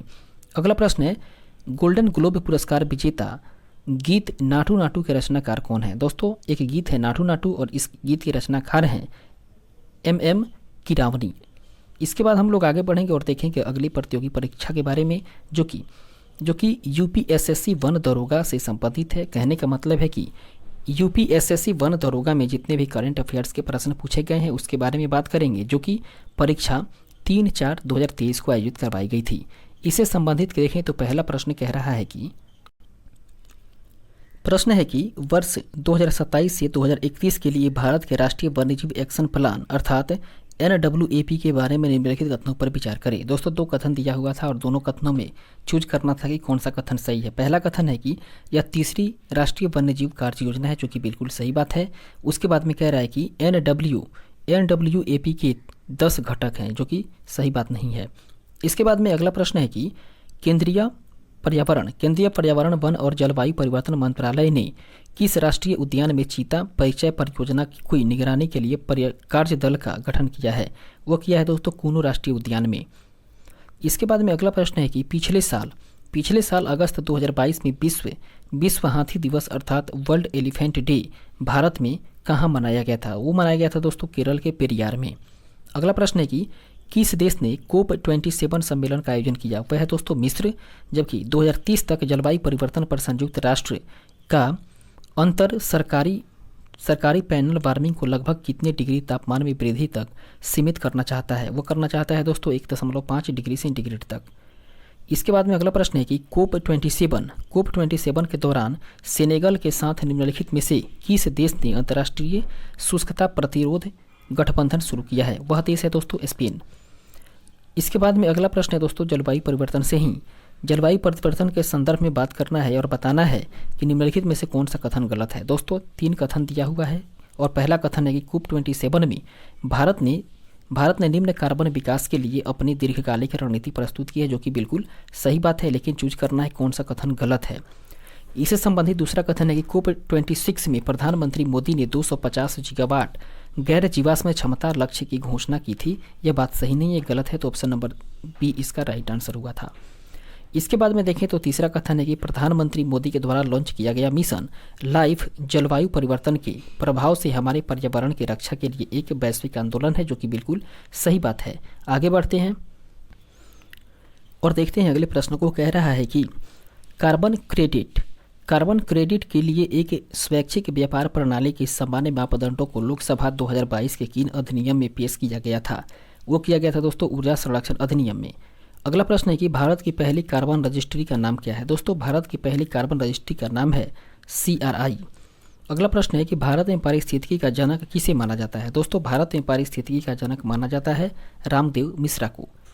इसके बाद में अगला जो सेक्शन है दोस्तों वो हम लोगों का होने वाला है BPSC 68वीं अर्थात 68वीं BPSC प्रीलिम्स में या PT की परीक्षा जो कि आयोजित हुई थी 12 फरवरी 2023 को, उसमें जितने भी प्रश्न पूछे गए थे करंट अफेयर्स से उसके बारे में हम लोग बात करते हैं। पहला प्रश्न है कि खेलो इंडिया महिला टूर्नामेंट में पहली बार किस खेल को शामिल किया गया है? वह खेल है दोस्तों ट्रैक साइकिलिंग। उसके बाद में अगला प्रश्न है कि 28 नवंबर वर्ष 2022 को मुख्यमंत्री नीतीश कुमार के द्वारा गंगा जल आपूर्ति योजना का उद्घाटन किस स्थान पर किया गया था? वो किया गया था दोस्तों बोधगया में। अगला प्रश्न है कि किस एसोसिएशन या बोर्ड ने अक्टूबर 2022 में पुरुष और महिला खिलाड़ियों के लिए समान वेतन की घोषणा की है? वह बोर्ड है दोस्तों भारतीय क्रिकेट कंट्रोल बोर्ड। इसके बाद में अगला प्रश्न है कि किस केंद्रीय मंत्रालय ने वर्ष 2022 में युवा 2.0 योजना का शुभारंभ किया है? वह मंत्रालय है दोस्तों शिक्षा मंत्रालय। कहने का मतलब है कि शिक्षा मंत्रालय के द्वारा ही वर्ष 2022 में युवा 2.0 योजना का शुभारंभ किया गया। अगला प्रश्न है कि गृह मंत्रालय ने नवंबर 2022 में किस देश की या बात करें तो गृह मंत्रालय ने नवंबर 2022 में देश की कितनी भाषाओं की फील्ड बायोग्राफी के साथ भारतीय मातृभाषा सर्वेक्षण कार्य को पूरा किया है? वो किया है दोस्तों 576 भाषाओं के साथ। इसके बाद में अगला प्रश्न है कि किस समिति ने 1 जनवरी वर्ष 2026 से पूर्ण मूल्य निर्धारित स्वतंत्रता की सिफारिश करते हुए गैस मूल्य निर्धारण पर एक रिपोर्ट प्रस्तुत की है? वह समिति है दोस्तों किरीट पारेख समिति। इसके बाद में अगला प्रश्न है कि निम्नलिखित में से निम्नलिखित में से किस शहर को स्वच्छ सर्वेक्षण 2022 के अनुसार 5 सितारा कचरा मुक्त शहर रैंक में शामिल नहीं किया गया था? वह है दोस्तों उपयुक्त में से कोई नहीं। कहने का मतलब है कि ये सभी के सभी शामिल किए गए थे। इसके बाद में इसके डिस्क्रिप्शन को देखें, नोट को देखें तो कह रहा है कि 5 सितारा कचरा मुक्त शहर के अंतर्गत सूरत, उसके बाद में भोपाल, नवी मुंबई, मैसूर, विशाखापत्तनम और तिरुपति को शामिल किया गया है। अगला प्रश्न है कि प्रधानमंत्री ने किस स्थान पर पहला ग्रीनफील्ड हवाई अड्डा डोनी पोलो हवाई अड्डे का उद्घाटन किया है? वह किया है दोस्तों ईटानगर में। जबकि अगला प्रश्न को देखें तो कह रहा है कि किस जानवर को नवंबर 2022 में भारतीय खाद्य सुरक्षा और मानक प्राधिकरण अर्थात FSSAI के द्वारा एक खाद्य पशु के रूप में अनुमोदित किया गया है? वह है दोस्तों हिमालयी याक। अगला प्रश्न है कि भारत का पहला फ्लोटिंग वित्तीय साक्षरता शिविर हाल ही में इंडिया पोस्ट पेमेंट बैंक के द्वारा निम्नलिखित में से किस स्थान पर आयोजित किया गया था? वो किया गया है दोस्तों श्रीनगर में। इसके बाद में अगला प्रश्न है कि भारत के राष्ट्रपति ने निम्नलिखित में से किस IIT में परम कामरूप सुपर कंप्यूटर सुविधा का उद्घाटन किया है? वो किया है दोस्तों गुवाहाटी में। जबकि अगला प्रश्न है 8 अक्टूबर 2022 को मनाए गए 90वें भारतीय पुरुष सेना दिवस पर 80 वायुयानों के घंटे भर का हवाई प्रदर्शन किस स्थान पर आयोजित किया गया था? वो किया गया है दोस्तों सुखना झील चंडीगढ़ में। इसके बाद अगला प्रश्न हो जाएगा कि भारत सरकार के पोषण अभियान के तहत वर्ष के किस महीने को राष्ट्रीय पोषण माह या नेशनल न्यूट्रिशन मंथ के रूप में मनाया जाता है? वो मनाया जाता है दोस्तों सितंबर महीना को। अगला प्रश्न है कि चीन के तियांगोंग अंतरिक्ष स्टेशन से हाल ही में लॉन्च किए गए अंतिम मॉड्यूल का नाम क्या है? वह है दोस्तों मैंगटियन। इसके बाद हम लोग आगे बढ़ेंगे और देखेंगे अगले प्रश्न को। नेक्स्ट क्वेश्चन कह रहा है कि कौन सा विश्व का सबसे बड़ा ज्वालामुखी है जो कि पिछले 38 वर्षों में पहली बार फूटा है? वह है दोस्तों मौना लोआ ज्वालामुखी। अगला प्रश्न है कि किसे हाल ही में उसके उपन्यास the 7 moon of Maali Almeida के लिए वर्ष 2022 का बुकर पुरस्कार मिला है? वह है दोस्तों सेहान करुणातिलक। अगला प्रश्न है विश्व अंतरिक्ष सप्ताह 2022 की थीम क्या थी? दोस्तों विश्व अंतरिक्ष सप्ताह 2022 का थीम रहा था अंतरिक्ष और निरंतरता। अगला प्रश्न है कि किस लेबोरेटरी ने दिसंबर 2022 में एक ऐतिहासिक नाभिकीय संलयन सफलता का दावा किया था? वह है दोस्तों लॉरेंस लिवरमोर नेशनल लेबोरेटरी। अगला प्रश्न है कि कोलिन्स डिक्शनरी कहने का मतलब है कि कोलिन्स डिक्शनरी का वर्ड ऑफ द ईयर 2022 कौन सा है? वह है दोस्तों परमाक्राइसिस। अगला प्रश्न है कि किस देश ने सेनेगल के साथ मिलकर के COP27 के दौरान अंतर्राष्ट्रीय सूखा लचीलापन गठबंधन का शुभारंभ किया है? वह देश है दोस्तों स्पेन। अगला प्रश्न है कि भारत में पहली बार किस देश के दूतावास ने निहोन्सु के लिए GI टैग के लिए आवेदन किया था? वह देश है दोस्तों जापान। जबकि अगला प्रश्न है कि किस अंतरिक्ष एजेंसी ने यह घोषणा की है कि उसने अपने इनक्वेलिस अंतरिक्ष यान को आगे बढ़ाने के लिए भाप का सफलतापूर्वक उपयोग किया है? वह है दोस्तों जक्सा। इसके बाद में अगला प्रश्न है कि अक्टूबर 2022 में लॉन्च किए गए टेस्ला ह्यूमनॉइड रोबोट्स का नाम क्या है? वह है दोस्तों ऑप्टिमस। इसके बाद अब हम लोग आगे बढ़ेंगे और बात करेंगे छत्तीसगढ़ PCS के बारे में। छत्तीसगढ़ PCS की परीक्षा जो आयोजित हुई थी 12 फरवरी 2023 ईस्वी को, उसमें जितने भी करंट अफेयर्स के प्रश्न पूछे गए थे उसके बारे में हम लोग बात करेंगे। पहला प्रश्न था कि निम्नलिखित में से कौन सा कथन सही नहीं है? दोस्तों जो कथन सही नहीं है वो है कि भारत की कुल पवन ऊर्जा स्थापित क्षमता लगभग 400 गीगावाट है। यह कथन सही नहीं है, तो ऑप्शन नंबर बी इसका सही आंसर हुआ था। इसके बाद में अगला प्रश्न है कि QUAD अर्थात क्वाड के संदर्भ में क्या सही है? दोस्तों क्वाड के संदर्भ में जो सही बात है वो है कि क्वाड 2022 बैठक में हिंद प्रशांत समुद्री पर्यवेक्षक जागरूकता अर्थात PIMDA पहल की घोषणा हुई। उसके बाद में अगला प्रश्न है कि चेन्नई में आयोजित 44वें चेस ओलंपियाड 2022 के संबंध में क्या सही है? दोस्तों उसमें जो सही था वह था कि ओपन वर्ग में 188 टीमों तथा महिला वर्ग में 162 टीमों ने हिस्सा लिया था। केवल पॉइंट ए सही था। इसके बाद में आगे बढ़ते हैं, देखते हैं अगले पॉइंट को। कह रहा है कि फीफा अंडर 17 वुमेनस वर्ल्ड कप 2022 का फाइनल मैच खेला गया था। वो खेला गया है दोस्तों DY पाटिल स्टेडियम, नवी मुंबई में।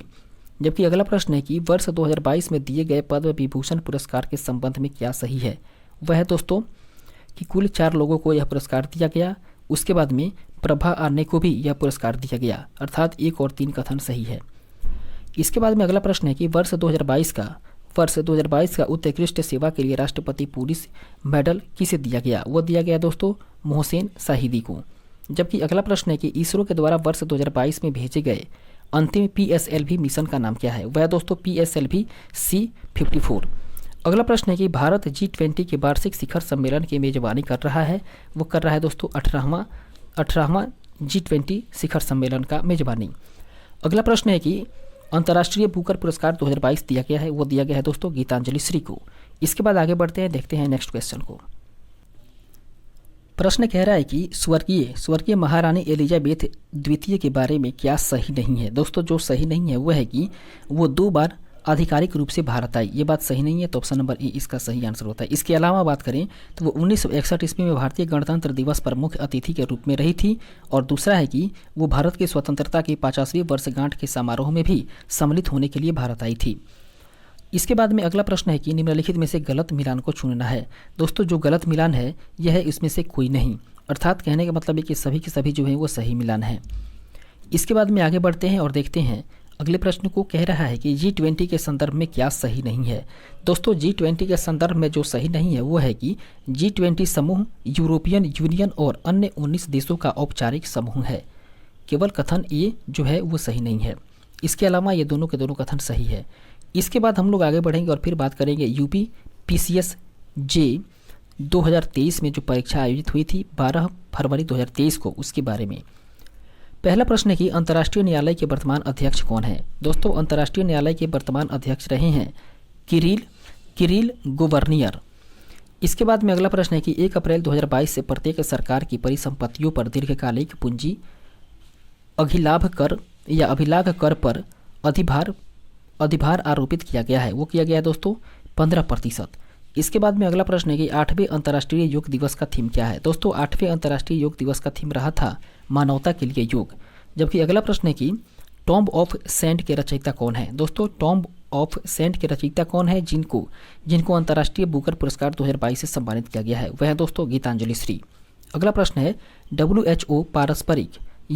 WHO पारंपरिक औषधि वैश्विक केंद्र भारत में कहाँ स्थापित किया जा रहा है। वो किया जा रहा है दोस्तों जामनगर में। इसके बाद में अगला प्रश्न है बयोमित्रा नामक भारतीय रोबोट किसके द्वारा विकसित किया गया था। दोस्तों बयोमित्रा एक भारतीय रोबोट है और इसको विकसित किया गया था इसरो के द्वारा। इसके बाद में अगला प्रश्न है कि 15वें वित्त आयोग की सिफारिश किस काल के लिए है। दोस्तों 15वें वित्त आयोग की सिफारिश जो है वो वर्ष 2021-22 से लेकर के 2025-26 के समय अवधि के लिए है। अगला प्रश्न है कि भारत का पहला स्वदेश में विकसित रिमोट सेंसिंग उपग्रह किसके माध्यम से प्रक्षेपित किया गया। वो किया गया दोस्तों वाइकोनूर कॉस्मोड्रोम के द्वारा। इसके बाद में अगले प्रश्न को देखें तो कह रहा है कि सूची 1 को सूची 2 से सही सुमेलन करना है। दोस्तों सूची 1 में है योजना और सूची 2 में है संघीय मंत्रालय। दोस्तों स्माइल एक योजना है जो कि सामाजिक न्याय एवं सशक्तिकरण मंत्रालय के द्वारा जारी किया गया और सेहत जो है दोस्तों वो रक्षा मंत्रालय से संबंधित है। जबकि स्वनिधि योजना आवास एवं नगरीय मामले से संबंधित है और सतर्क योजना शिक्षा से संबंधित है।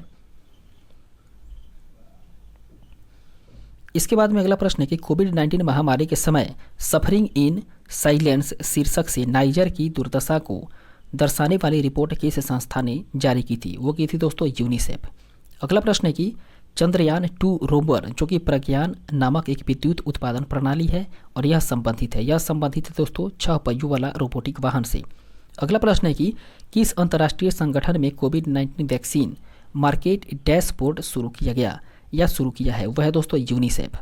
इसके बाद में अगला प्रश्न है कि जेफ बेजोस के स्वामित्व वाली एरोस्पेस कंपनी का नाम क्या है। दोस्तों इसका नाम है ब्लू ओरिजिन।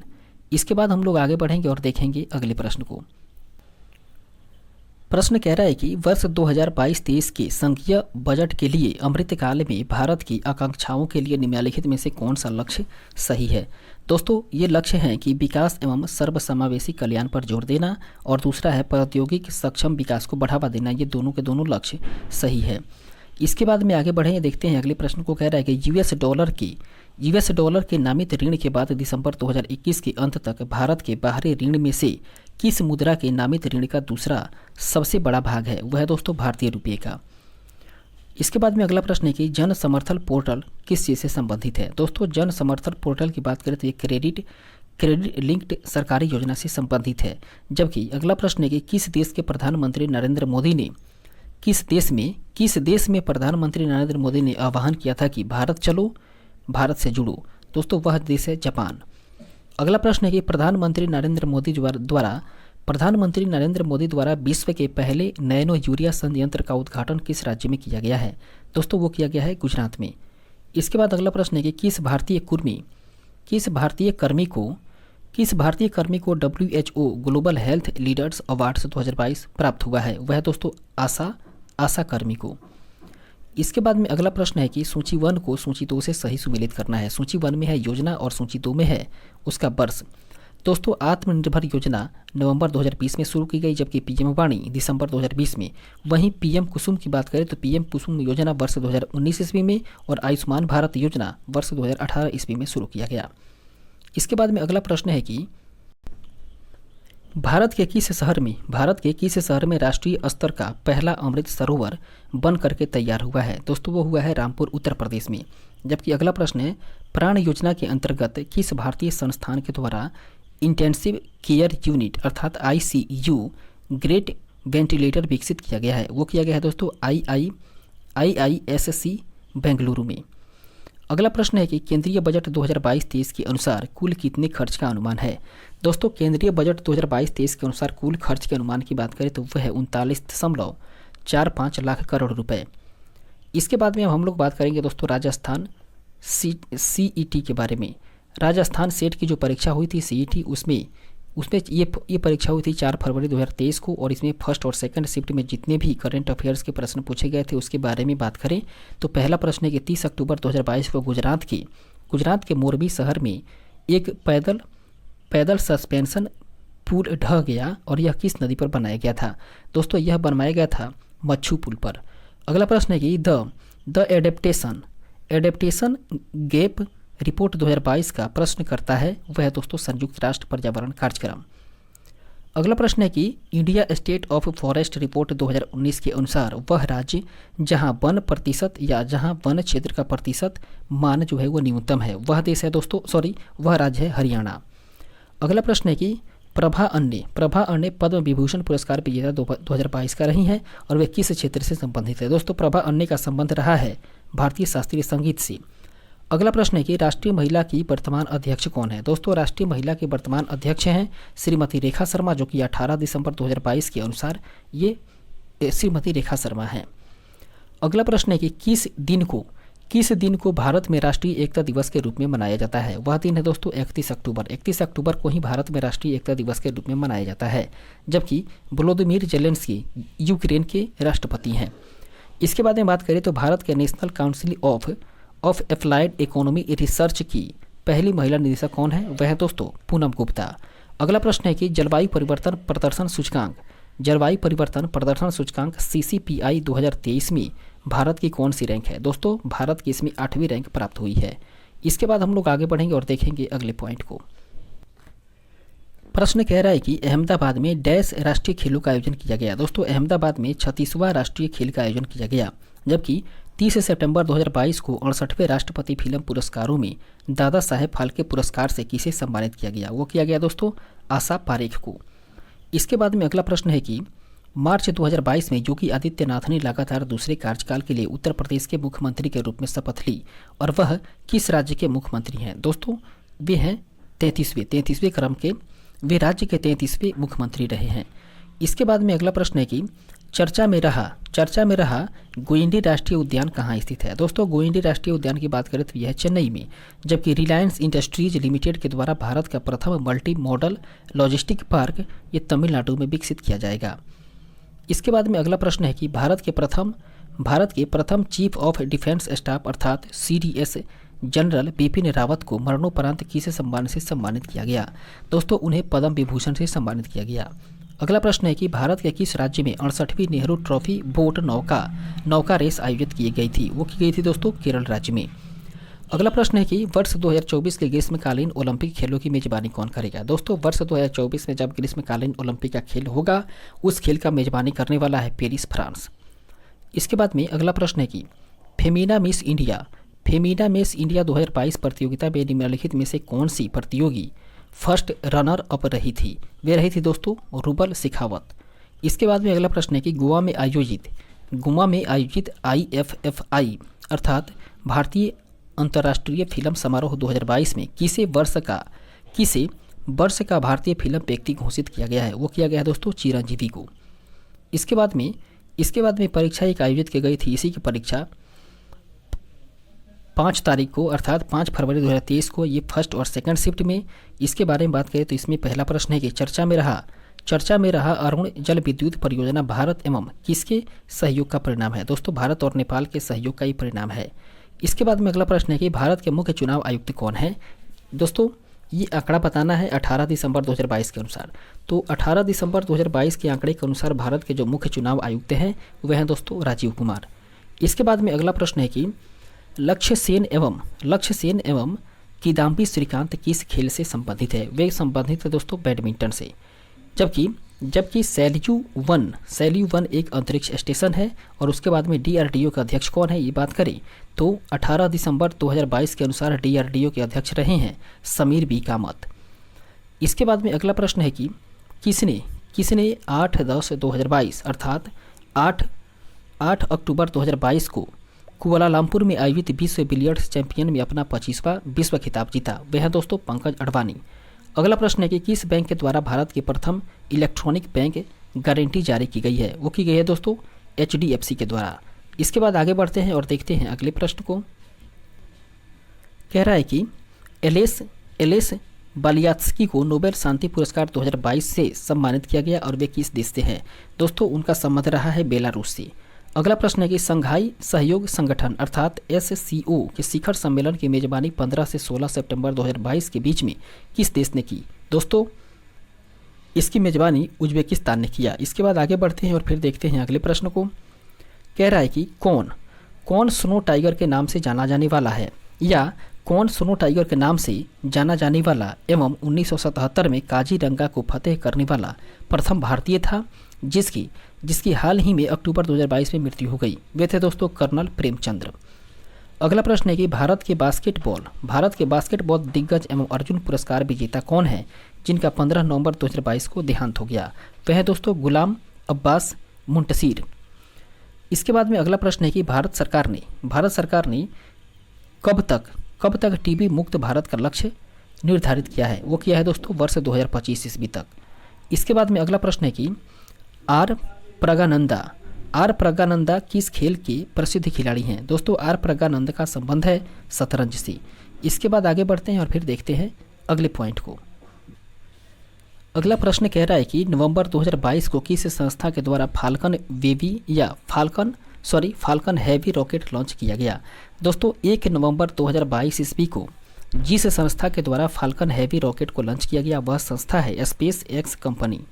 इसके बाद में अगला प्रश्न है कि रेमन मैग्सेसे पुरस्कार विजेता ईला भट्ट जिनका 2 नवंबर 2022 ईस्वी को निधन हो गया वह डैश की स्थापना के लिए जानी जाती हैं? दोस्तों वे सेवा अर्थात SEWA सेवा की स्थापना के लिए जानी जाती हैं। अगला प्रश्न है 76वें गणतंत्र दिवस पर राष्ट्र के नाम अपने संबोधन में प्रधानमंत्री नरेंद्र मोदी ने किस वर्ष तक विकसित भारत की घोषणा की है? दोस्तों इन्होंने वर्ष 2047 तक विकसित भारत की घोषणा की है। अगला प्रश्न है आर्टेमिस 1 नामक अंतरिक्ष मिशन लॉन्च किया गया? वो किया गया दोस्तों नासा के द्वारा। जबकि अगला प्रश्न है खेलो इंडिया यूथ गेम्स 2022 का 5वां संस्करण किस राज्य में आयोजित किया जाएगा? वो किया जाएगा दोस्तों मध्य प्रदेश में। अगला प्रश्न है कि नोबेल शांति पुरस्कार 2022 निम्नलिखित में से किस देश के कार्यकर्ताओं ने नहीं किया है? दोस्तों नोबेल शांति पुरस्कार 2022 का निम्नलिखित में से जिस देश के कार्यकर्ता को नहीं दिया गया है वे देश हैं दोस्तों फिलीपींस। ऑप्शन नंबर सी इसका सही आंसर होगा फिलीपींस। कहने का मतलब है कि फिलीपींस के कार्यकर्ताओं को ही नोबेल शांति पुरस्कार 2022 से सम्मानित नहीं किया गया है। इसके बाद में अगला प्रश्न है कि बर्मिंघम राष्ट्रमंडल खेलों 2022 में भारत ने कितने पदक जीते। दोस्तों बर्मिंघम में जब राष्ट्रमंडल खेल का आयोजन हुआ था 2022 में, तो उसमें भारत के द्वारा कुल मिलाकर के 61 पदक जीते गए थे। अगला प्रश्न है कि कौन सा पुल रूस तथा यूक्रेन को जोड़ने वाला लिंक था। दोस्तों वह पुल था केर्च ब्रिज, जो कि रूस और यूक्रेन को जोड़ता था। इसके बाद में अगला प्रश्न है कि the fire of artificial intelligence क्या कहा जाता है। दोस्तों the fire of artificial intelligence कहा जाता है जॉन मकार्थी को। इसके बाद में अगला परीक्षा हुआ था दोस्तों 11 फरवरी 2023 ईस्वी को, जो कि फर्स्ट और सेकंड शिफ्ट में था। इसके बारे में बात करें तो इसमें प्रश्न था, पहला प्रश्न, हाल ही में बैंकॉक में आयोजित Asia cup table tennis tournament में किसने टेनिस में कांस्य पदक को जीता। दोस्तों वे थे मनिका बत्रा। अगला प्रश्न है कि सितंबर 2022 में मेक इन इंडिया के कितने साल पूरे हुए हैं। दोस्तों वर्ष 2022 में मेक इन इंडिया कार्यक्रम के कुल मिलाकर बात करें तो 8 साल पूरे हो चुके हैं। अगला प्रश्न है कि 27 अक्टूबर 2022 को भारत में डैशवा पैदल सेना अर्थात इन्फेंट्री दिवस मनाया गया। वो मनाया गया दोस्तों 76वां पैदल सेना दिवस। अगला प्रश्न है कि किस शहर ने वर्ल्ड ग्रीन सिटी अवार्ड 2022 को जीता है। वह शहर है दोस्तों हैदराबाद। जबकि उपराष्ट्रपति के द्वारा हॉर्नबिल उत्सव का उद्घाटन किया गया नागालैंड में। इसके बाद में अगले प्रश्न को देखें तो अगला प्रश्न कह रहा है कि 27 अगस्त 2022 ईस्वी को प्रधानमंत्री नरेंद्र मोदी के द्वारा उद्घाटन किया गया अटल पुल किस नदी पर बना है। और दोस्तों अटल पुल बना हुआ है साबरमती नदी पर, जिसका उद्घाटन नरेंद्र मोदी के द्वारा किया गया। कब किया गया तो 27 अगस्त 2022 ईस्वी को। अगला प्रश्न है कि माउंट एवरेस्ट एवं माउंट मकालू पर चढ़ने वाली प्रथम भारतीय महिला जिनका 4 अक्टूबर 2022 को हिमस्खलन में देहांत हो गया, वो कौन थी। वे थी दोस्तों सविता कंसवाल। इसके बाद में अगले प्रश्न को देखें तो अगला क्वेश्चन कह रहा है कि निम्नलिखित में से कौन पद्म भूषण पुरस्कार 2022 के साहित्य एवं शिक्षा के क्षेत्र में पुरस्कृत नहीं हुए हैं। वह है दोस्तों Natarajan Chandrasekaran. Option number B इसका राइट आंसर होगा। इसके बाद में अगला प्रश्न है कि सुधा सिंह ओलंपिक खिलाड़ी जिन्होंने हाल ही में संन्यास की घोषणा की है, वह किस खेल से जुड़ी हुई हैं। दोस्तों उनका जुड़ाव रहा है एथलेटिक्स से। अगला प्रश्न है कि प्रचंड क्या है जिसे कि हाल ही में शामिल किया गया है। दोस्तों प्रचंड एक हेलीकॉप्टर है जिसको कि हाल ही में शामिल किया गया है। इसके बाद में अगला प्रश्न है कि अरिट्टापट्टी तथा मीनाक्षीपुरम गांव की जैव विविधता धरोहर स्थल कौन है। वह दोस्तों तमिलनाडु राज्य में है। इसके बाद में अगला प्रश्न है कि पीएम श्री योजना का उद्देश्य निम्नलिखित में से किस एक का उन्नयन तथा विकास करना है। दोस्तों यह है स्कूल का उन्नयन और विकास करना। अगला प्रश्न है कि निम्नलिखित में से किसने चिकित्सा के क्षेत्र में नोबेल पुरस्कार 2022 को जीता। वे थे दोस्तों स्वांति पावो। अगला प्रश्न है कि जलवायु परिवर्तन प्रदर्शन सूचकांक अर्थात CCPI वर्ष 2023 में भारत 63वें में से 8वें स्थान पर है। इसके बाद में अगला प्रश्न है कि डैश नासा व इसरो के मध्य दोहरी आवृत्ति संश्लिष्ट द्वारक रडार उपग्रह प्रक्षेपित करने के लिए एक संयुक्त परियोजना है। वह है दोस्तों निसार परियोजना। इसके बाद हम लोग आगे बढ़ेंगे और देखेंगे अगले प्रश्न को। दोस्तों अगला प्रश्न हम लोग का 11वां अध्याय से रहने वाला है, जो कि वर्ष 2023 में विभिन्न उत्पादों को जो GI टैग प्राप्त हुआ है उससे संबंधित है। इसमें हम लोग दोस्तों एक तरफ देखेंगे राज्य कि कौन सा राज्य का कौन सा उत्पाद है जिसे कि GI टैग प्राप्त हुआ है और किस महीने में GI टैग प्राप्त हुआ है, इससे संबंधित हम लोग बातें करेंगे। सबसे पहले बात करते हैं उत्तर प्रदेश राज्य के बारे में। उत्तर प्रदेश राज्य का बनारसी पान, उसके बाद में रामनगर भंटा बैगन, उसके बाद में बनारसी लंगड़ा आम, हाथरस हींग, उसके बाद में बांदा सजर पत्थर क्राफ्ट, उसके बाद में आदम चीनी चावल, मुजफ्फरनगर का गुड़, अलीगढ़ का ताला, प्रतापगढ़ का आंवला और बखीरा ब्रासफेयर, उसके बाद में नगीना लकड़ी शिल्प। इन सभी को दोस्तों GI टैग प्राप्त हुआ है और ये सभी के सभी उत्तर प्रदेश के उत्पाद हैं और इन्हें कब प्राप्त हुआ है, अप्रैल 2023 में GI टैग प्राप्त हुआ है। इसके बाद में अगले राज्य की बात करें, अगले राज्य की ओर रुख करें तो अगला राज्य है दोस्तों तमिलनाडु। और तमिलनाडु में जिस वस्तुओं का जिस उत्पाद को GI टैग प्राप्त हुआ है उनमें है दोस्तों मनपराई मुरुक्कू, उसके बाद में कंबन पनीर थ्राइचाई जो कि अंगूर है, उसके बाद में मार्तंडम शहद, ऊटी वर्की अर्थात कुरकुरा नाश्ता, उसके बाद में दोस्तों मन मधुरई मिट्टी के बर्तन, सलेम साबुदाना, उसके बाद में थूथू कोडी बेथरीलई। अगला है दोस्तों नेगामम सूती साड़ी, उसके बाद में मलयाई या उसके बाद में माइलाड़ी पत्थर के नक्काशी, और अगला है मैला दुथुराई के थिक्कल रत्न शिल्प, और अगला है दोस्तों 16 बंधन। ये सभी के सभी 16 बंधन बेथरीलई, इन सभी के सभी को जीआई टैग प्राप्त हुआ है और ये सभी के सभी तमिलनाडु के उत्पाद हैं और इन्हें भी अप्रैल 2023 में ही जीआई टैग प्राप्त हुआ है। इसके बाद में लद्दाख की बात करें तो लद्दाख में लकड़ी की नक्काशी को जीआई टैग प्राप्त हुआ है अप्रैल 2023 में ही। जबकि बिहार के बारे में बात करें तो बिहार में मिर्चा चावल जो कि पश्चिम चंपारण हिस्से में होता है, उसको जीआई टैग प्राप्त हुआ है अप्रैल 2023 में। उसके बाद छत्तीसगढ़ की बात करें तो छत्तीसगढ़ में नागरी दुबराज चावल को जीआई टैग प्राप्त हुआ है अप्रैल 2023 में ही। इसके बाद में यदि हम लोग मध्य प्रदेश की बात करें तो मध्य प्रदेश का जो उत्पाद है वह है दोस्तों रीवा सुंदरजा आम, उसके बाद में सरबती गेहूँ, मेरीना गजक, गोंड पेंटिंग, उज्जैन का बटिक प्रिंट, ग्वालियर का हस्तनिर्मित कालीन, उसके बाद में जबलपुर का स्टोन क्राफ्ट, उसके बाद हैंडलूम साड़ी, और फिर अगला है दोस्तों डिंडोर का लौह शिल्प। ये सभी के सभी वस्तुओं को जीआई टैग प्राप्त हुआ है और ये सभी के सभी मध्य प्रदेश के हैं और इन्हें जीआई टैग प्राप्त हुआ है अप्रैल 2023 में। इसके बाद में जम्मू और कश्मीर के बारे में बात करें तो जम्मू और कश्मीर का जो उत्पाद है वो है बहुसेरी पेंटिंग, जिसे कि अप्रैल 2023 में ही जीआई टैग प्राप्त हुआ है। और अगला है हिमाचल प्रदेश के जो उत्पाद हैं वह दोस्तों कांगड़ा चाय जो कि यूरोपीय संघ स्तर से है कांगड़ा चाय, और इसे अप्रैल 2023 में ही जीआई टैग प्राप्त हुआ है।